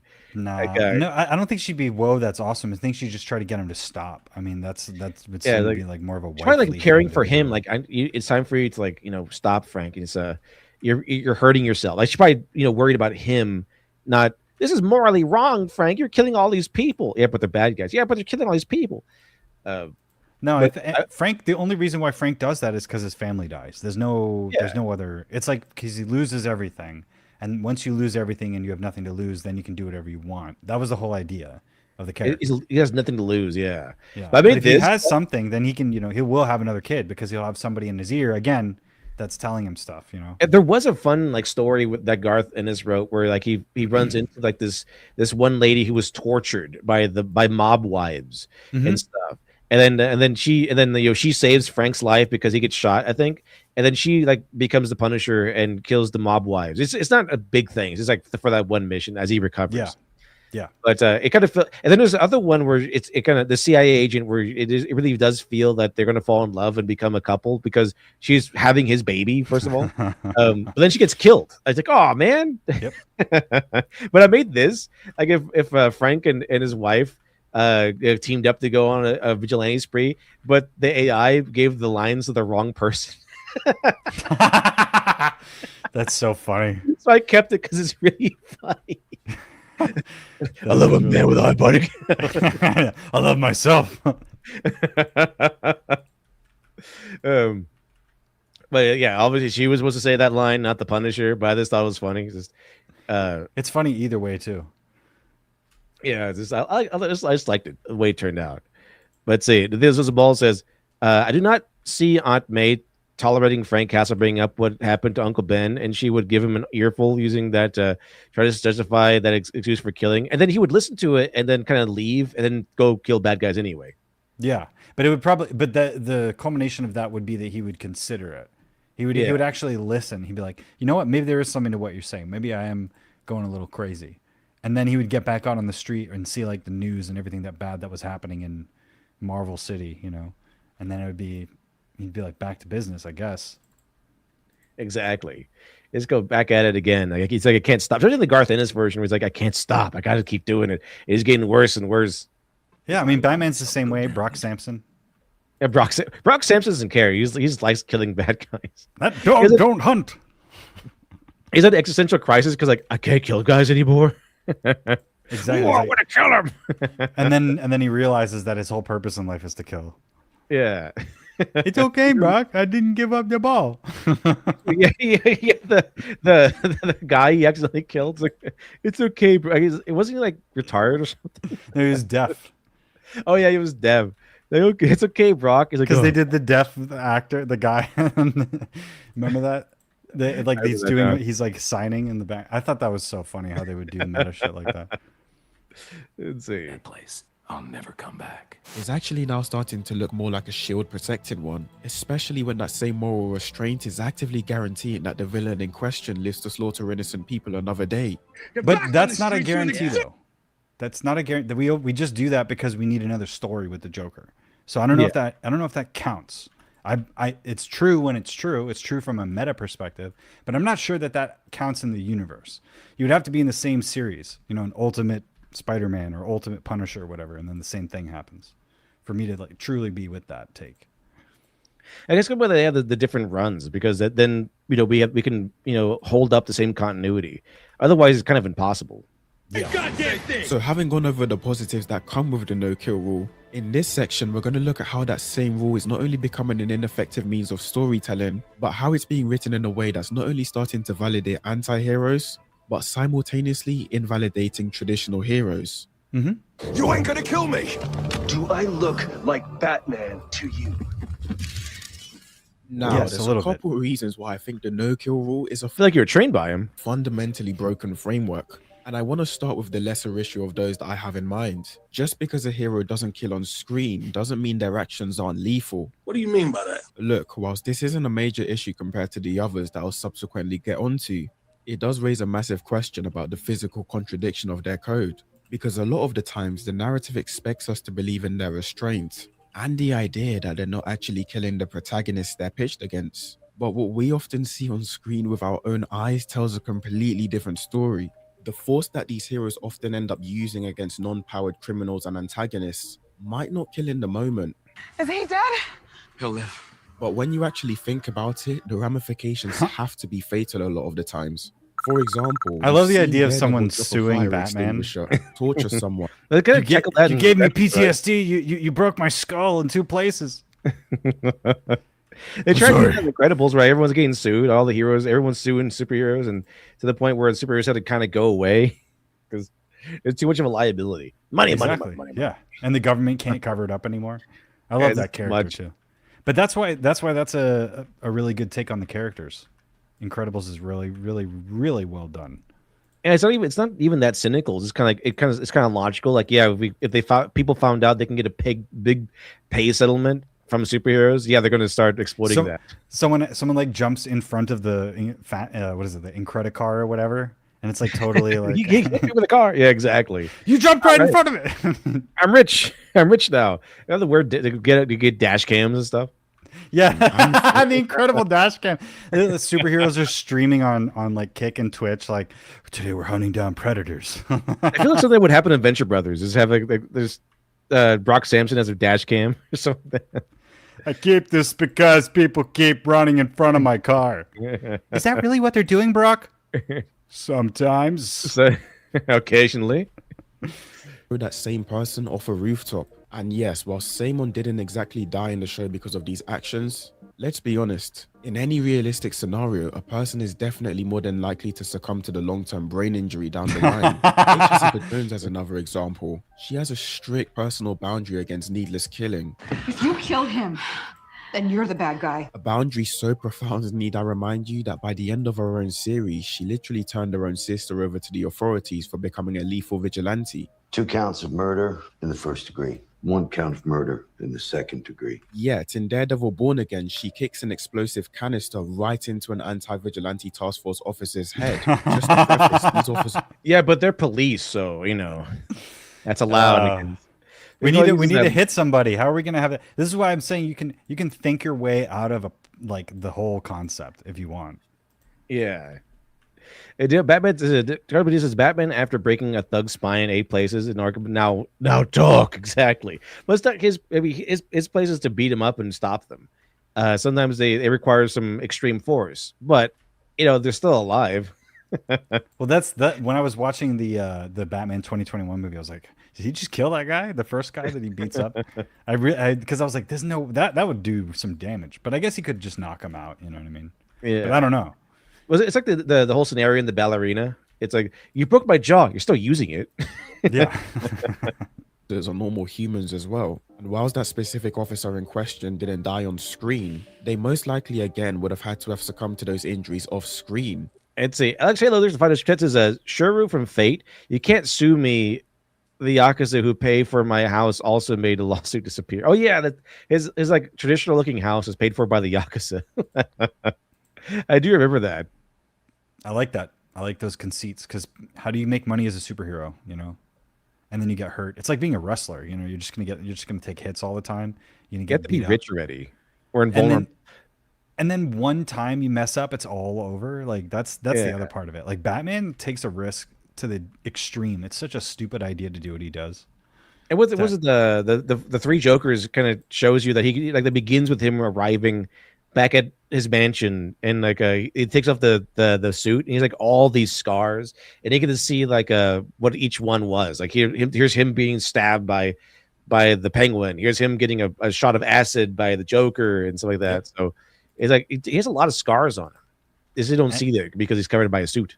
That's why I've always wanted more Bruce Wayne versus Batman world stuff in a movie that they could do recently. Like, because I would like it where it was kind of almost like not actually like he's multiple personality or whatever, but I think it would be really fun to do a movie or a story where he's using his Bruce Wayne alter ego as Batman to accomplish a goal, and then he's using Bruce Wayne to deal with Batman issues. Like he's got to go places where Batman can't, and vice versa. And how that compromises him would be really interesting because he might have to do some unethical things on both sides. And to be Bruce Wayne, I mean, this is the whole thing. You know, they want to make a critique of capitalism, or they want to, if Bruce Wayne just gave all his money to the poor, then none of this would be happening. Like, I don't believe that. But I like the idea that Bruce Wayne is aware that because he's super wealthy in this corrupt system, he still has to keep that up. So he still has to do things that we would find unethical on a business level, like laying off a lot of people or something like that, or outsourcing to China. Like that'd be really funny if he had to deal with Wayne Industries doing all that stuff that we all hate, a hero would hate, and how it challenges his truth, justice, and the American way. I mean, that's again to bring it back to the master Frank Miller. That's the reason why Batman vs Superman was so incredible, was because Batman was trying to teach Superman that he'd become a tool, and that the things that he believed in weren't believed in by the people that he was helping, and it was true, and he had to wake him up, and he had to do it by self-sacrifice, which again goes back to the hero thing. He's like, no, Superman, you kick my ass, find out what you believe in. Is it these guys, these idiots that are just using you as a nuclear weapon that they can switch on and off at will, or? And it's the same thing that Alan Moore did with Dr. Manhattan. He works in Vietnam, then he starts to ascend away from him, then everyone starts to hate him because they fear him, because they can't control him. And that's the reason why Homelander was effective as a villain, because people were not used to that. They were not used to the idea of, well, what if Superman did whatever he wanted? Well, that's actually really scary. And that's the reason why Snyder fans and Snyderoids are so upset about how that didn't get to go anywhere. Or why the Sokovia plotline in Civil War is so good for Marvel fans, because that's what that's talking about. It's like once you have that risk, or the Incredibles, or how the Venture Brothers has the system of the bad guys and the good guys doing sort of pre-plotted wrestling style matches where they're just fighting and doing it for the sake of it. You have to have a system that wraps around it. That's the normal world. That's the reason why the X-Men have beef with regular humans, because wouldn't we be afraid of anybody that had a superpower and realistically? That'd be, and wouldn't they become jingoistic? Or wouldn't there be wouldn't there be a commie character that thinks that he's a superhero because he's fighting like Robin Hood style against capitalists, but he's just beating up police officers? Like that, or something like that. You know what I'm saying? Somebody that stands for something that they think is good but isn't good, and we have to address that. That usually doesn't happen. It's usually just a mustached guy with a mask that's robbing somebody, or a supervillain that wants to kill everybody. And those things are so easy to make villains out of. But that's the reason why we're having this conversation about Punishers, because it's like, can people make him a villain? Can people make him good? He sits right where he's supposed to be, in that gray area. Oh yeah, it's kind of where it gets kind of interesting. But the thing is, it's about challenging the character ultimately. Like it's about what is the Punisher going to do when he kind of runs into a situation where he might accidentally kill an innocent? What's going to happen? It's like the second Punisher movie, Warzone, has him like killing a bad guy that he thinks is a bad guy, but it's actually an undercover cop or something. Yeah. And it's like, oh, what? That's a really interesting scenario. And then Batman is that's why the Joker is always so interesting to Batman, because like how far can you go? How far does your morality hold until you just want to kill the Joker? You want to just break that one rule. They even do this in the Nolan trilogy.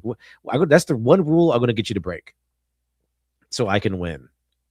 Especially when you combine. That's why that movie was so successful, is because of that crystal clear dynamic, philosophical conflict. Yeah. Strength with the canister flying at a human skull at that kind of velocity. So again, this isn't the biggest problem with the no kill rule, but I haven't seen this, so I just thought, hold on. I just thought, was this like, I thought it's like, is this a Canadian superhero? Because I see the leaf. I thought that was a leaf on this jet. Canadian man. Is it a Canadian vigilante? Biggest problem with the no-kill rule, but it kind of brings the moral integrity of traditional heroes into question, and inadvertently But makes. then again, you know, Punisher can't kill Daredevil because Daredevil's a good man, so he can't really kill Daredevil. So he does. because he still has a moral code. It's just that he believes in the code of Hammurabi, not the 10 Commandments. Exactly. He kind of disagrees with the "thou shalt not kill" thing, especially. Look honest. Bro, what are you talking about, man? Because at least when a vigilante like the Punisher or Red Hood use lethal force, their actions almost always match their philosophy. Contrarily, traditional heroes lose that honesty, because more often than not, their respective stories often allow them to commit brutal actions that would realistically kill a human being. Yet the narrative completely disregards the long-term fatality of said actions, just because the antagonist in question doesn't drop dead in that exact moment. Now, my next issue is what I'm personally going to call the system problem. No prison can keep me. Well, they have to. This is the thing, though. How fun would a comic book be if they didn't, give people brain injuries? Yeah, What would they be doing? It's like talk it out. Like, okay, let me softly knock you out. I guess going to chokehold you. Like we want to see him fight. It's not their job to prevent them from getting brain injuries. It's their fault for getting into the crime in the first place, right? They takes risks. That's risky business. Batman, I think, is justifiable doing all this stuff to stop crime. I put a taser in my grip. I got bolts. Give me acid breath, Alfred. Acid breath, Master Wayne. We used to do that in Burma. Your father used to put people under the railroad. I suggest you squish someone's head under the railroad, sir. That was work. Did you know your father had like a really good mustache he'd like to twirl? Your father treated the railway problem as fun. Back when I was in Burma, we got this guy. We vanished. He was an evil warband warlord. We tied him down, poured acid all over his face. Some men just want to watch the world burn, so we burn them first, Master Wayne. So we melt them. We just straight up kill them. And then in order to avoid court martials and war crimes, we just bury the evidence because he's a goo now. Master Wayne, if you really want to know, just cut their eyelids off, cut their face off, and stare it right back at them. It works every time. He's just casually giving him pointers on how to be a war criminal. Yeah. You know, Master Wayne, your father used to be a war criminal. He was the best at it. Your grandfather actually ran a concentration camp for Hitler. Your real name is Bruce Wayne. The Wayne family took all that money from the Nazi gold that they... Just like the worst backstory. He can never recover. Alfred, why are you telling me this? Yes, Master Wayne. I was the one who brought over to your grandfather with during Operation Paperclip. We changed it. Exactly. Back when I was in the service. Anyway, he says that guy is Muse LD. He's probably the best villain created in the recent years. The show butchered the character. He's supposed to be a serial killer or skilled artist serial killer who works in the medium of blood. I mean, that's pretty Batman. That's a very Batman kind of character. Yeah, I'm kind of really work. It requires a somewhat functioning legal system. A great example of this is Insomniac Spider-Man, because when he defeats his enemies, the narrative almost always shows us a system capable of handling them. Villains like Dr. Octavius, Wilson Fisk in this universe, or even Scorpion are either placed behind bars or sent to the raft. And if they do end up breaking out, it's almost always between transportation or as a result of a mass breakout. So really only ever under extreme circumstances. And as you can see in this specific context, the no-kill rule works really well, because more often than not, Spider-Man stops the immediate threat and a competent justice system takes over the rest of the responsibility. I'll make sure you get the best help. Whereas in relation to Batman and Daredevil, that legal system 9 times out of 10 never works. And I'd actually argue the legal system is only used as a quick breather for the audience from the villain before they're inevitably brought back. And this is where it starts to destroy the legitimacy of the respective stories and the no-kill rule as a concept, because it starts to become an endless loop of negligence. In order to keep the antagonist around and justify their existence, the protagonist in question either has to keep acting as if the same system that's failing is suddenly going to work, or even worse, the hero's character has to be assassinated so much so they become blind to the actions of the villain. Yeah, but this is the whole problem. It's not just, it's a mirror of each other. If a superhero can't get the job done and the system can't get the job done, then nobody can get the job done, and one or the other has to be working in tandem with the other for it to work. But Yeah, that's the thing. I don't think that this is all just meta at this point. I understand what the person's saying, and I've had that thought too, but it's not, that's, you can't, like, which Batman are you talking about? You know, that's not Nolan Batman. That's not how he views it. They don't release that until The Dark Knight Rises, and that's the culmination of everything, right? Like, that's the point that's being made in this very story that this guy is telling, was the point of The Dark Knight Rises. Like, oh, I'm going to bring it back, all of the Harvey Dents. Yeah, to you the people. Harvey Dent, liar. Like, and he just, Robert Dent was an asshole. yeah, exactly. And then he's actually going to secretly nuke the thing. But it's the same thing with the Riddler in the new one, where he thinks that he's working with Batman, and Batman's like, you're a psychopath, you murdered blah, blah, blah, blah.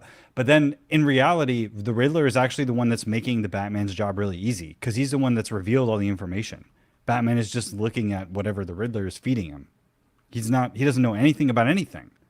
And so it's kind of like, it's more emasculating in a way that Batman's entire existence of beating up guys is undermined by a guy that's just better at it, and then he kills them. And he actually does something about it. So that was the joke of that movie. I felt like, I watched this series. Me and my buddy watch it, and it's called Day of the Jackal, based on the movie that was about a guy that's trying to kill de Gaulle, the French general, back in like the 60s or something like that. The movie's from 1974, I want to say.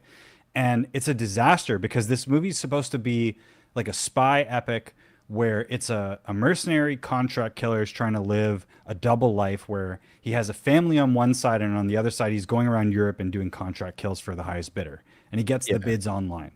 And the person that's after him is this MI6 chick, and it's Lashana Lynch from all the whatever, and she's always bad in movies or whatever. I don't even remember what else she's in. But it's supposed to be this woke thing where it's like the evil straight white man incel sniper killer, right? And the entire thing is a hijinks where the badass woke, empowered woman loses all of the contacts and gets people killed and all this kinds of stuff. And at the end, just spoilers, if you don't want to hear it, whatever, but you should. At the end, the bad guy wins. He outplays her, then he just shoots her in the head and it's over. And it's like, so the inversion of the whole thing ended up just being like, oh, I guess it is justified that you can be a contract killer and make money for your family, and it's more, and it's all because the story that they thought that they were making was at odds with this other thing, and that's what keeps happening here. Is it's like we are up against a wall of what our morality is. The bad guy shouldn't win in this case, but he's only a bad guy because of what? Because he's doing an immoral action, which is killing people for money, right? But all of these immoral actions that the good guys take end up being the downfall of the good guys. So what's the lesson? Just be in it for yourself, be better than the good guys. That's kind of a villain plot, isn't it? Yeah, I think so. How many villain plots do we have these days? It seems in all of them. Yeah, isn't that weird? But I had the same experience like just the other day when I finally finished Righteous Gemstones as a series. And like the last episode was like, oh, this is kind of interesting because like there's like a crazy like a friend of theirs who they had to kill the dad because like the dad was like a crazy dude who killed all of his ex-wife's boyfriends, and so the son ended up killing the dad because the son was kind of the dad was crazy and the son was like trying to save Dr. Gemstone, and so it turned out the son was actually in on the plan the entire time. Like, yeah, he helped his dad hunt down these boyfriends and kill them and feed them to the alligators. And then, classic. And then it turns out that he's like, you know what? I guess I'm messed up. So he starts hunting down the Gemstone kids, and he shoots the girl, like the sister, like right up front, and then he hunts down the two brothers. Like he just shoots them. And like, oh, they're gonna die? That makes sense. Like that'd be kind of interesting. I didn't see that coming, but it would make sense that they all die in the end because they're all just unapologetic assholes throughout the entire show. But then it turns out that they're okay. They shoot the guy in the head with like a 22, and he ends up dying. Because they're the protagonist, right? Like, yeah, we gotta have them win, and then they're fine. The brother gets gay married, and then the show just kind of ends. I'm like, oh, okay, well, that I guess it's fine to be a horrendous jackass. I guess it's fine as long as you get gay married to your boyfriend in the end, it's all good. Exactly. As long as you're Eddie Redmayne, you can do whatever you want and be cool and pretend you're James Bond, even though you're just killing guys for money. Exactly. And the whole reason why the Jackal kills people, by the way, and his motivation is that he feels bad about what the British government, is having him kill like random people. Like he's sniping them. And there's an SAS team that he's supposed to be attached to cover them as the sniper. And they just go to a wedding, and the SAS guys just kill everybody at the wedding. And that's the reason why he wants to become the Jackal. He kills his own teammates because they're war criminals. And then later, MI6, the British government, is after him again. So the whole message that I got from it was the British government is evil.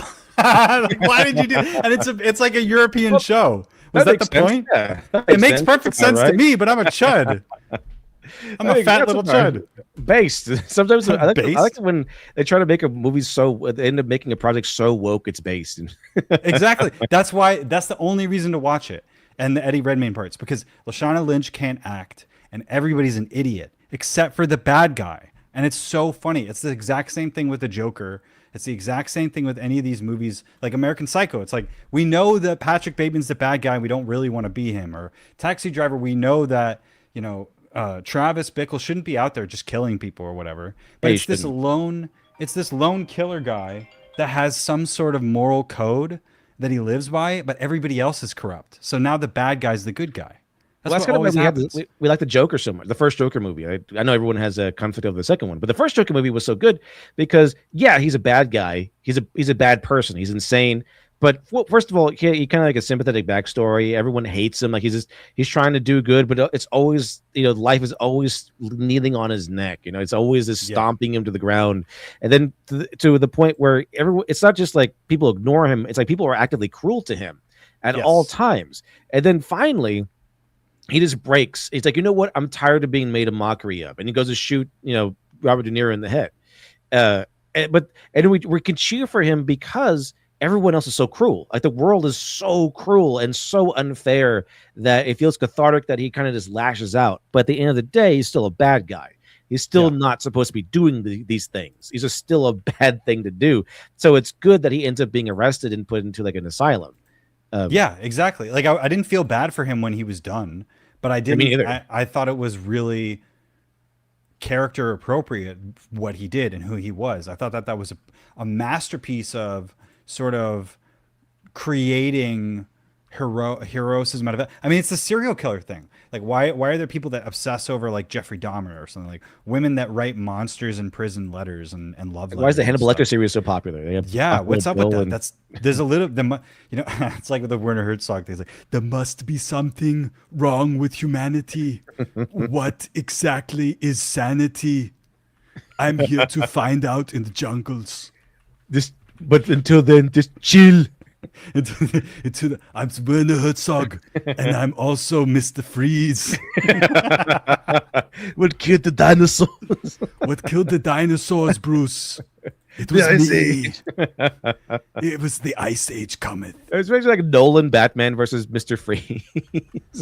Like Nolan Batman versus Arnold Schwarzenegger Mr. Freeze. And Alfred is David Attenborough. So it's like two different documentarians. Like, what the hell is this? Master Wayne. Yeah, it'd be pretty funny. The psychopaths go out to pray. That and Master Wayne. I first met your father in Argentina. I like the idea that that's right. I like the idea that it's like Anakin and Obi-Wan in the green text with the Ahsoka or whatever. Master Wayne, me and your father used to go around. Sokatano. But it's like how horrible his dad was. Yeah, that's stealing a little bit from Dr. Venture, I guess. Yeah, it was just it goes to the brilliance of the Venture Brothers, like because his dad was really like this great hero, but turns out he's a horrible maniac. Oh, yeah, and all the guys are crazy. It's Colonel Gentleman. Actually, the 73 months support is Bruce. Your parents went to Austria. Yeah, they went to Austria first. Bruce, I first met your dad in Argentina. Exactly. He was enslaving locals in the coal mine. His real name was Bruce Wayne. Okay, Your grandfather owned the United Fruit Company. His great grandfather was in the East India Company. He traded slaves. It wasn't the Underground Railroad. Did you know that your family, Bruce, helped develop Fanta? Your family brought Fanta over to the German.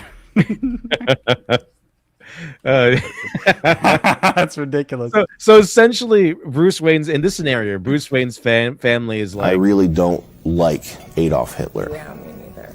And I disapprove of what he did. You're such a physical, nasty beast, dude. You're such a nasty physical beast right now. That's Sam Hyde as Alfred. That'd be the. Whoa, you going out there? You killing bad guys? What about this no-kill rule? What's going on, big guy?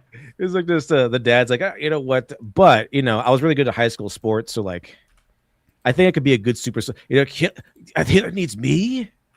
Yeah, that's Bruce Wayne's dad. And see, Alex Haley looks to find his chances.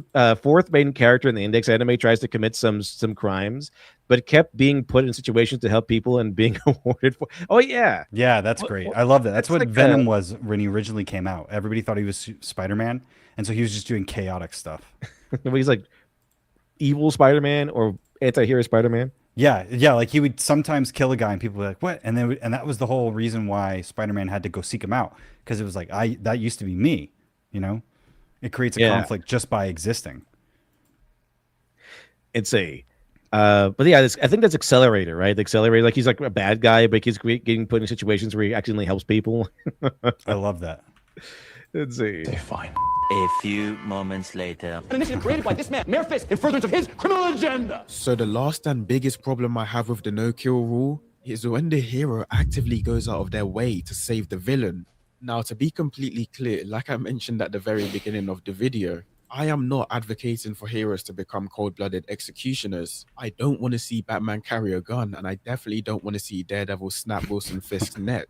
But I do think jumping in to save them could be classed as a villainous act. Because in media, Wilson Fisk and the Joker have been shown to be completely irredeemable when you save them or give them second chance. I think as heroes should like go out of the way to save a bad guy if there's something else at stake.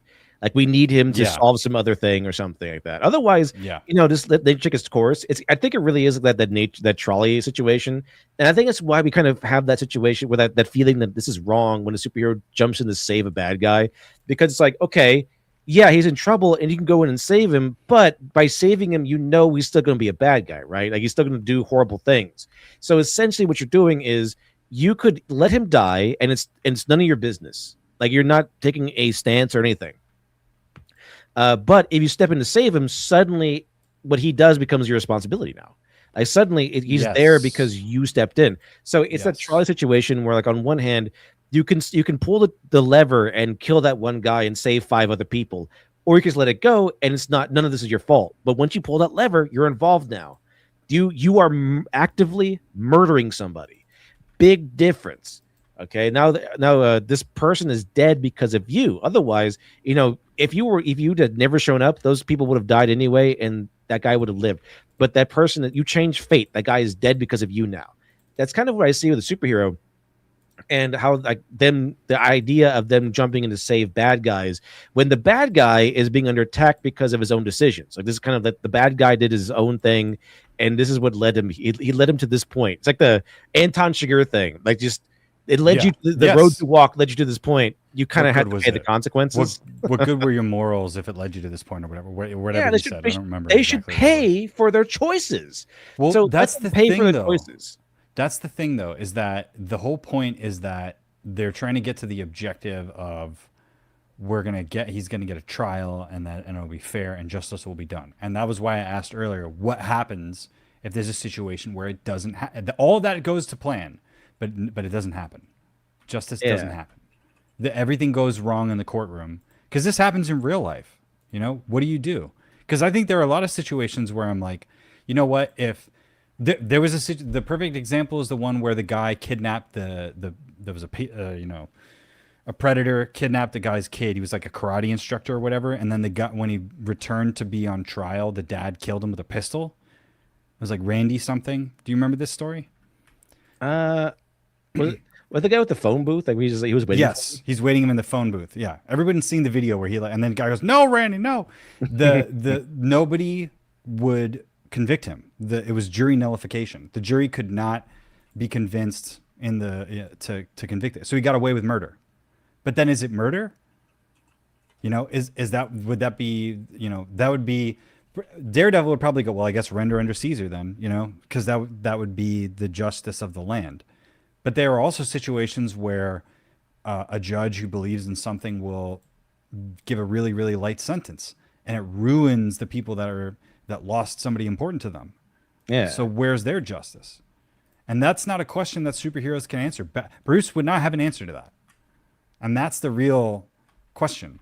If you believe in a system and the system fails you, and that's why this guy's bringing it up. But that's all based on the universe that they're in. You know what I'm saying? And now you're trying to relate to our universe and our imperfections in a world where superheroes exist. You know what I mean?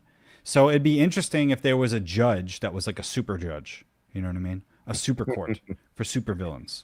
Yeah, that was specific to them. I mean, they did it for the Nazis, right? They made a whole new court system to judge the Nazi command.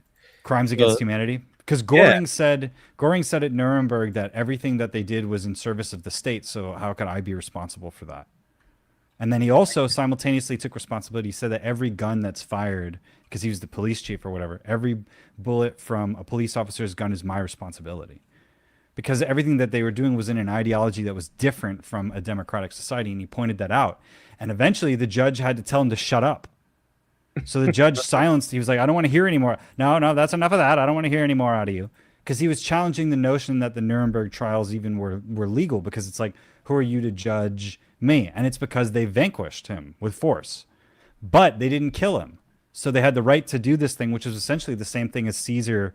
Caesar defeated Vercingetorix, kept him alive until he had a triumph, and then he choked him out in front of all the people, like a wrestling match or something. Yeah. And that was Roman justice. And the same thing happened at Nuremberg. And the same thing happened in Yugoslavia. And that was why that one guy took poison, because he was like, I'm going to go out on my terms. You don't have the authority to judge me. And it goes back to the Christian thing, where it's like the main fixture of Jesus was essentially hanged by the government. You know what I'm saying? And is that just? So there's a real touchy issue there, I feel like, when it comes to justice, because justice is this ideological thing, and it depends on there being some sort of not supernatural, but some sort of supreme moral ideological authority. And so I don't think no matter what, someone like Daredevil can ever be considered like the bad guy, because he doesn't dole out the justice. Because once you start asking somebody to kill for you, they can ask you, why aren't you doing it? Yeah. Where are you? I make the choice because I'm out here, motherfucker. Bitch. There's a thing that people, I talk about this too, like some people don't really recognize the pressures you have when you are the one in charge, because they've never been in charge. Yes. And so it is a little bit different, like they're having that responsibility. And some people kind of don't realize it's a luxury not to have that responsibility sometimes, because sometimes you do have to make that tough choice, and sometimes there is no right choice, quote unquote. Sometimes there is a bad choice and a worse choice. And like, what do you do? Yeah. And life is not a comic book. Life is not a story. It's not going to be like a magic third. Is there going to be a magic turtle that shows you how to, spirit bend or whatever? And that, ladies and gentlemen, is why Fallout New Vegas is the greatest RPG of all time. Yeah, welcome to my 4-hour video about why Alex Halo, there's the 5. And I'll thank you much.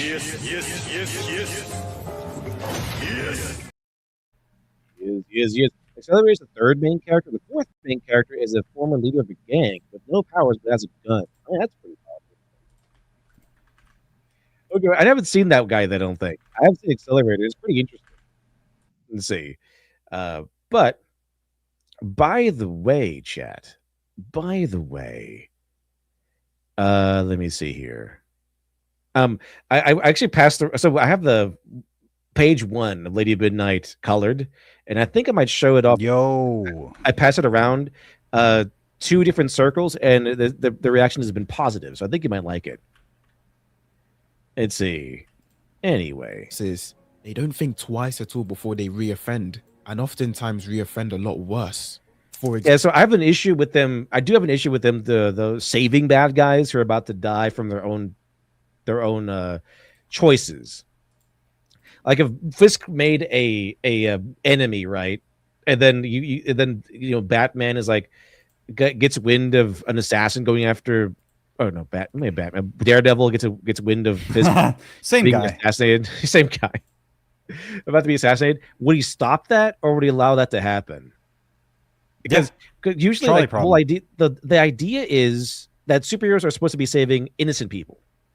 Wilson Fisk is being assassinated because he made ventures into. It's kind of like the do you bail out the banks kind of thing. Like, do you actually do that? Like, just it's their own choices. Like, do you bail out businesses? Like, it's their own bad decisions led them here. And it's like, Sugar is like the guy that deals out the consequences. Like, what good is the road? So, like, that's another ethical question. Like, if you are a superhero and you get wind that a villain has done villainous things, and as a result of their evil, there's another villain going after them. To me, it kind of feels like they're bad guys. They shouldn't be saved. You don't have to save them under circumstances, because the reason why a superhero saves random people on the street because they're technically innocent. Like it's like the idea is you're innocent until proven guilty, and this guy is proven guilty. Like he's done evil. So beyond a reasonable doubt. Yeah, you should just let him suffer the consequences of his actions. I think most people agree with the Batman Begins thing, where it's like, I don't have to kill you. I don't have to save you. Yeah, I don't have to save you. Because that's I don't have to save you. That's the road that Ra's al Ghul walked. His choices led him on that train careening towards death. And he's not innocent. He tried to destroy an entire city. So Batman is not going to kill him, but he doesn't have to save him either. So I think it's reasonable. I think that was the right decision. I don't want him to kill, but I think it's the right decision that he allow bad guys to suffer the consequences for their actions, because it's not anyone's job to save you from the consequences. Now you can, it's nice, but it's like it goes back to the idea from V, like spare the rod, spare the rod, poor child. Pearls like, before swine. Yeah. Totally, so it's kind of like that. So this whole conversation has made me question my own morality. I was like, oh yeah, I guess that Daredevil quote was really, I thought that was really good. No wonder people like that show so much, because that is a really good quote. Like, I am reacting to, I started out with morals. I changed them because of how I viewed the world as I got older. But is that the right way to do it? Am I right for changing the way that I look at something? Should I be more lethal or less lethal because I'm betraying myself, which used to be so forgiving or so redemptive or so interested in the justice of the many, and fairness or whatever? Or am I more like I am now and more realistic and cynical and older, like Frank, where I've seen injustice happen too many times and now I want it to happen no matter what? Like, are those both valid? Yeah, I think they are. But I also don't get to choose. And that's what power is to like the child or to the teenager or whoever in these comic books, is that like you now have the power to do something, which is why it's a fantasy, because most of us don't have the power to make these choices. But if you did, you're defined by what choice you would make if you could do that. If you could kill a villain that you actually think is a real villain in real life, would you actually do that? Does that make you a bad person? Do you actively do that? It's kind of like, do you actively go out and kill people? That's probably a no for me, but probably not actively going out. Yeah, but but allowing bad guys to suffer the consequences of their own actions, absolutely. I don't think it's a superhero's job to protect villains from their own actions, the consequences of their own actions. Well, doesn't that bring us to the conclusion that basically we want to believe in the system, we want it to work properly, and we want to bring them in, and so that's why we love those guys so much, is because they're able to do it, even though we can't. Exactly. Because they have the power to do it, they have the capability to do it, they have the courage to do it. But when it comes down to this whole idea, it's like, okay, well, some people might be able to make the argument that, okay, what if guy he saves is like guilty of some other crime. Like you don't know that.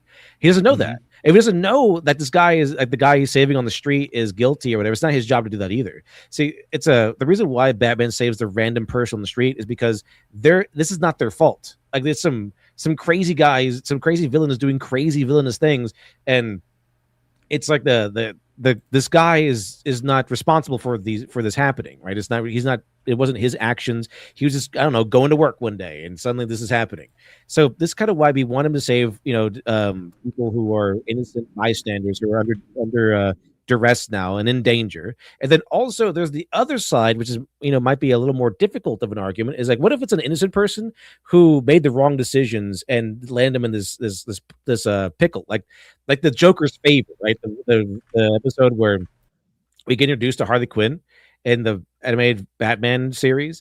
The Joker's favor, the guy is like he curses at the Joker who cut him off, and he lands in this hot water with the Joker. But it's like it has to do with the idea of innocence, the idea not a childlike innocence, but like I did this thing, I was in over my head. It's kind of why we have sympathy for Jack Napier in The Killing Joke, like before he became the Joker. Like it was the idea of that he's trying to make his career work, he's trying to support his family, and he's failing over and over and over again.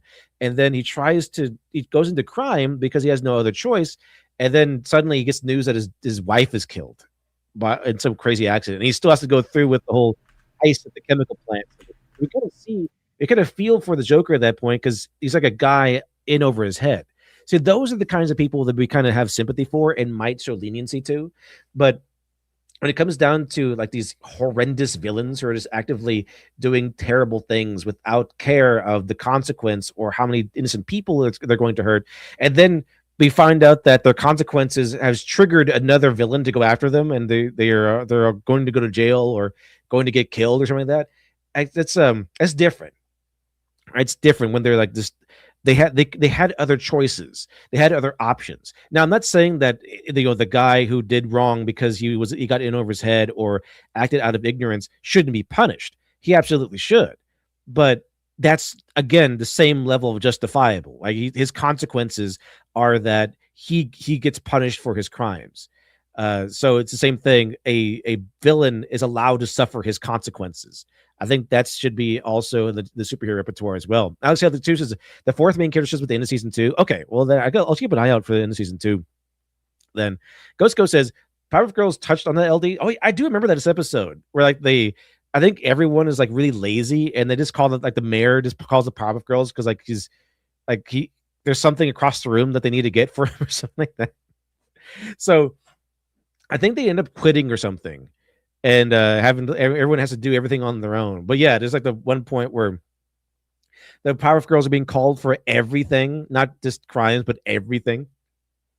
And so they kind of touch on that, I think, or like, hey, it's not their job to protect you from your stupid decisions. You have to suffer the consequences of your own actions. All right, the superhero is there to correct a broken system that you should not be suffering from, and to protect you from dangers that should not be headed your way because you did not make the decision someone else did. It's kind of the core of it. Example, in the Arkham series, Batman saves the Joker in Arkham Origins, and of course the system felt he should have done that. Just let the Joker die from his decisions, like it always does. As a result, as stated in Arkham Knight, Joker is able to murder kindergarteners and stitch their bodies together, leaving a mother having to piece her child together, which prompts Jason Todd to go after him, leading to his subsequent capture and torture for 2 years, where he was beaten and branded. Like this one of these Joker's crimes should just like, Batman should like, you know what, Joker, just whatever happens to you. This is why I don't fault people for like blaming Bruce for the Joker on, going by some of these stories that happen. And the same thing happens in Daredevil. Every time Matt saves Fisk, the countless deaths that happen as a result are arguably his fault, which starts to vindicate vigilantes like Punisher. Absolutely. There we go, chat. There we go. Unfortunately, we didn't get to the Citizen Vigilante. I guess we'll do that tomorrow. But we've been going for 3 hours, getting a little hungry. So Thank you very much, everyone. Thank you very much, Cliff. Breakfast We're going to time. go. Yeah, breakfast time. But first, we're going to transition over to stream memes chat. Stream memes. Let's see. All right. So here we go. Here we go. Here we go. Stream memes. We're going to go ahead and transition. Oh, because of the so many generous donations recently, we will transition over with a version of Prilliman. Awesome. So lower your volume or raise your volume, chat, whatever you prefer. And Prilliman. And 5, 4, 3, 2, 1. Where it is. Hold on. It's the wrong one. Where is it? Oh, here we go.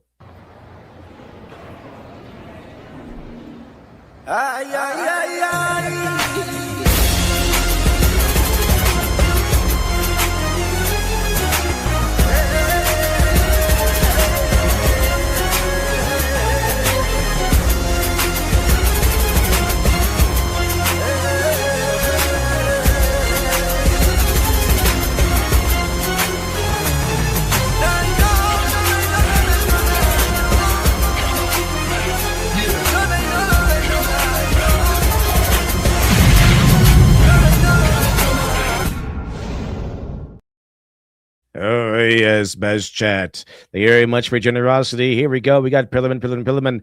And here we go. Now we're up to stream memes. I'm up. If I wasn't supposed to cook food off the Abrams exhaust, they wouldn't have named it the grill doors. It's so bad for you. PlayStation, I'm deleting movies from your library, but you'll give me a refund, right? Right? Nope. Just gonna delete them. I like how Medicare's been all over that. It's just yeah, this is gonna take. You bought them? Yeah, this is gonna delete them. And nothing to. They're gonna give it back to you or anything like that. No refund. Just you just don't have them anymore.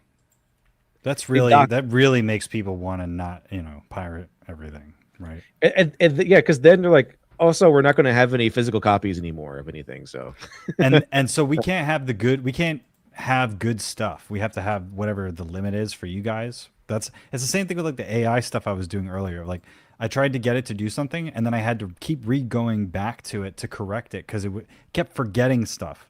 So it's like the context memory window that they're selling me is this little tiny window that's always receding, and yet they want to use AI for everything instead of letting us have RAM. It would have been better for me just to have more RAM and run whatever I need on my own, because you can't predict that. But it's that power thing. Fisk Industries is running my AI program. Fiskram. Let's see. Ben Parker says, "Yep, LD is definitely not himself when he's hungry." Yeah, definitely not. Definitely not. Let's see. All right, chat. What do you mean breakfast clip? It's noon. It's noon somewhere. It's always breakfast when I'm around. It's a time to check your reflexes.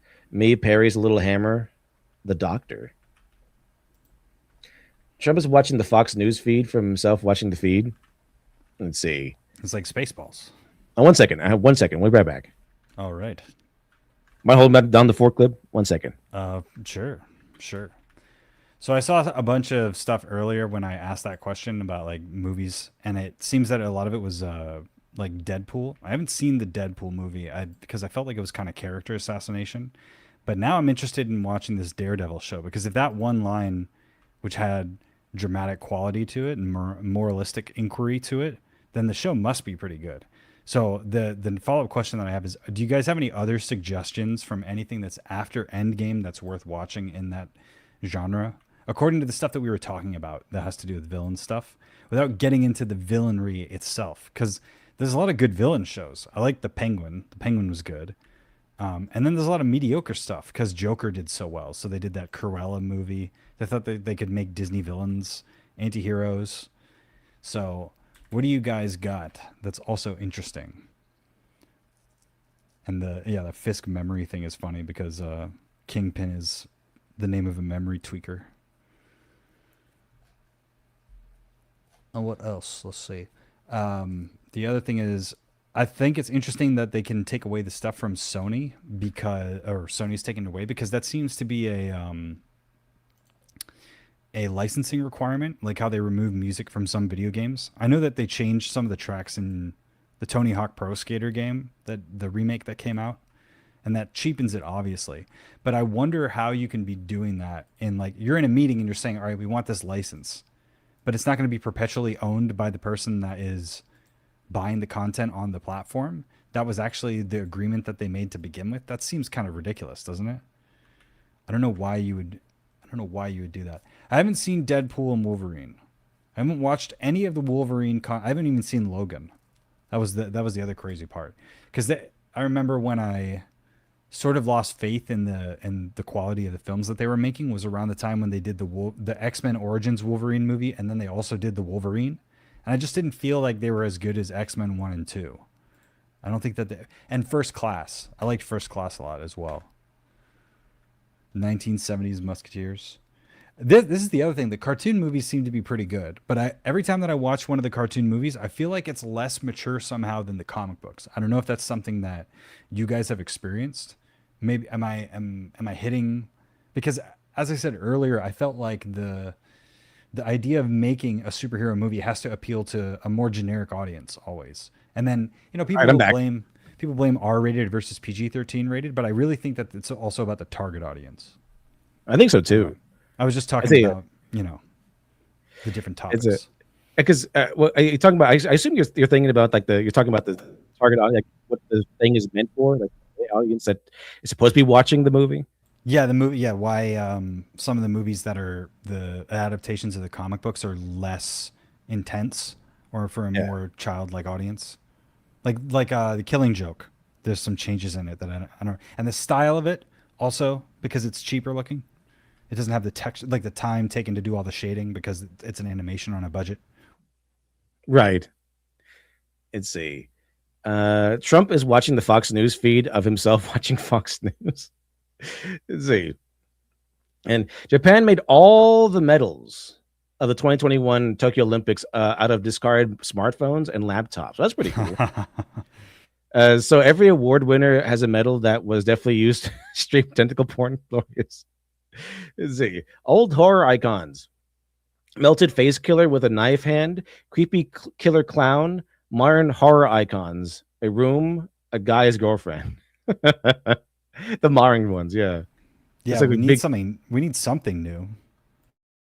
It's about I think the modern day horrors is about this loneliness, because there's like a whole loneliness epidemics, like this loneliness, like endless loneliness is horror, and then the other side of that is someone so obsessed that it goes to the brink of beyond insanity. Well, I like the idea of it being like all of the fears that are very human combined. I thought obsession was smart because it's sort of a fear of commitment. It's also a fear of going after something that you may not want later. There's a lot of nice little psychological motifs in there, but I think it's also interesting that there's some sort of like maturity fear, because that's kind of been denied to a lot of the people in younger generations, where they haven't been able to go further in their life when they wanted to buy a house. Exactly. There's a lot of things stopping us now. Everything is so expensive, and there's not a lot of money coming in. Like there's been studies about that where it says the costs have skyrocketed. Yeah, but the earnings have not. They kind of stayed steady. I think British income has, like, the livable wage or whatever the living wage is, and versus the price of things has been stagnant for 20 years, I want to say. Yeah. So everybody's poorer than they were 20 years ago. Insane.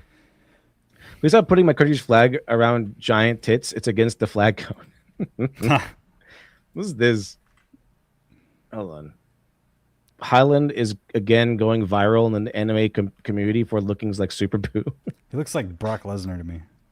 I can't understand maths. Let's see. Took my son Zachary to get his very first tattoo. He wanted some Legend of Zelda shit. But I slipped this to the tattoo artist last second. Hope you enjoy the tattoo. At least catch. It's a 20-ounce sports drink, 36 grams of sugar. Honestly, my takeaway from this chart is that donuts are healthier than I thought. It's a hypothetical scenario for you all. The real King Arthur returns. You met him and you welcome him into your home. what is the first thing you do with him? Keep in mind that this is a man for the 500s. He died in 542, and you are from the 21st century. Explain what TV is. Monty Python Holy Grail. There's balloons. It's something that happened a few years ago in my religion class. Okay, are there any questions? Yes. Have you ever seen a real demon? Exorcism. Yes, actually, the last time I spoke to my father. Holy shit, dude. For Jeff. Do not forget to leave some Mac formatted floppy disks out tonight for Jeff Goldblum, so you can upload a virus to an alien mothership tomorrow. Thank you, Jeff. Life finds a way. Life finds a way. 7-Eleven. I bought a girl a diamond ring in 1998. She divorced me. I bought my boy McChicken in 1995, and he's still around. Those are like a price thing. Like, I bought him McChicken is the same thing as a diamond ring. Well, from what I get from that is buy people chicken instead of forget diamond rings, chicken nuggets. The real. It's right where it's empty. Let's see. Don't waste your time on the phone. Simply stare blankly into space insteed. When I've already used all my fake laughs and person keeps talking. Grovil's regret is proof you've grown. The fact that you wished you had done better means you already someone who would. Thank you, Grovel. Let's see. You bet our souls on Kingdom Hearts news. I've actually have faith that Kingdom Hearts will at least be mentioned, and I give all of our souls. Square Enix. Let's see. Leave it to me. I'll make you proud. Let's see. Batman be like, now talk. Shock it all, losers. Shock it all. And see. Are these Nazis, sir? Yeah. These are Nazis. They really literally are. He fights Nazi zombies. Nazi vampires. Don't you get it? I am Mrs. Nesbit. Killing criminals, beating criminals to the point they wish they were dead. Super. Oh, is this for you in a Supergirl? It's a Beauty and the Beast. I love Superman. Oh my gosh, it's Superman! I love Superman. Hey Pim, so what are we doing today? We got to go cheer up this guy in Wayne Tower, make him smile. And it's just Bruce Wayne. It's Bruce Wayne. So he's over there. Hello, Mr. Wayne. Hello. Gotta make him smile. Oh, it's Batman. I love Batman. I am the knight. Oh, it's daytime today, but I guess nighttime's nice too. Hooray! Pim, I don't know if I can handle this. Pim, this is a little too stressful. This guy's a little too intense for me, Pim. This is freaking Batman, bro. I recognize this guy by his chin. Yeah, we don't say anything though. I think we'll have to make this guy smile, Pim. Yay! And Pim has to be Robin and tell all the stupid jokes to make Batman smile. Holy rusted metal, Batman! That probably would be the episode, yeah. Yeah. And what do you call it? Charlie would be off with Alfred doing crazy shit. Quitting war crimes. Yeah. Holy crap, dude. Let's see. Yes, Master Bruce has a thing against killing people. I, however, do not carry the same thing. Let's see. Mexico has a real life Batman hunting down thieves at night. Yeah, he's like, it's just taped. Let's see. What is Kingpin doing at the Mets game? That's a good question. He's just saying they're like just surveying the area. A good question for another time. Thank you, Maz Kanata. Another place. Let's see. Somehow he returned. Meanwhile, the Joker's hideout. So they laugh at my boner, will they? I'll show them how many boners the Joker can make. The emphasis on boners has given me an idea for a new adventure in crime. Gotham will rule the day and mention the word boner. Joker pulls boner on the ear. Chortle at Joker's boner. I wonder what that was back in the day. I think it was a mistake. Like he's just like he made a mistake. So boner's in the word for mistake. Let's see. Oh yeah, just past Fearin. Let's go, baby. Let's see. Boop. And there we go. This is kind of cool. Like, oh crap. All 5 of these guys showed up. Let's see. Yeah, that's our Punisher. That's Punisher right there. There he is.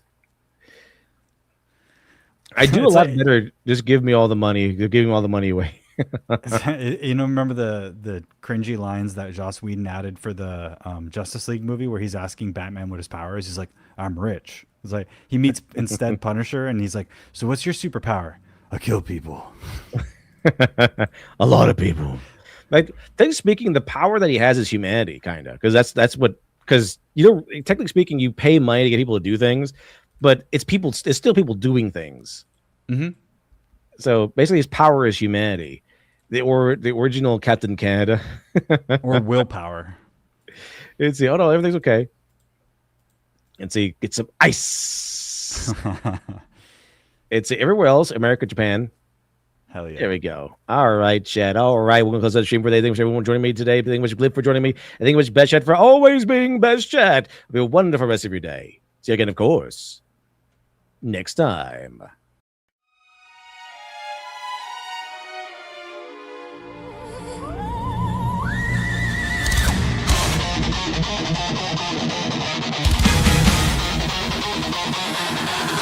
On a cold winter morning in the time before the light, in flames of death's eternal reign, we ride towards the fight. When the darkness has fallen down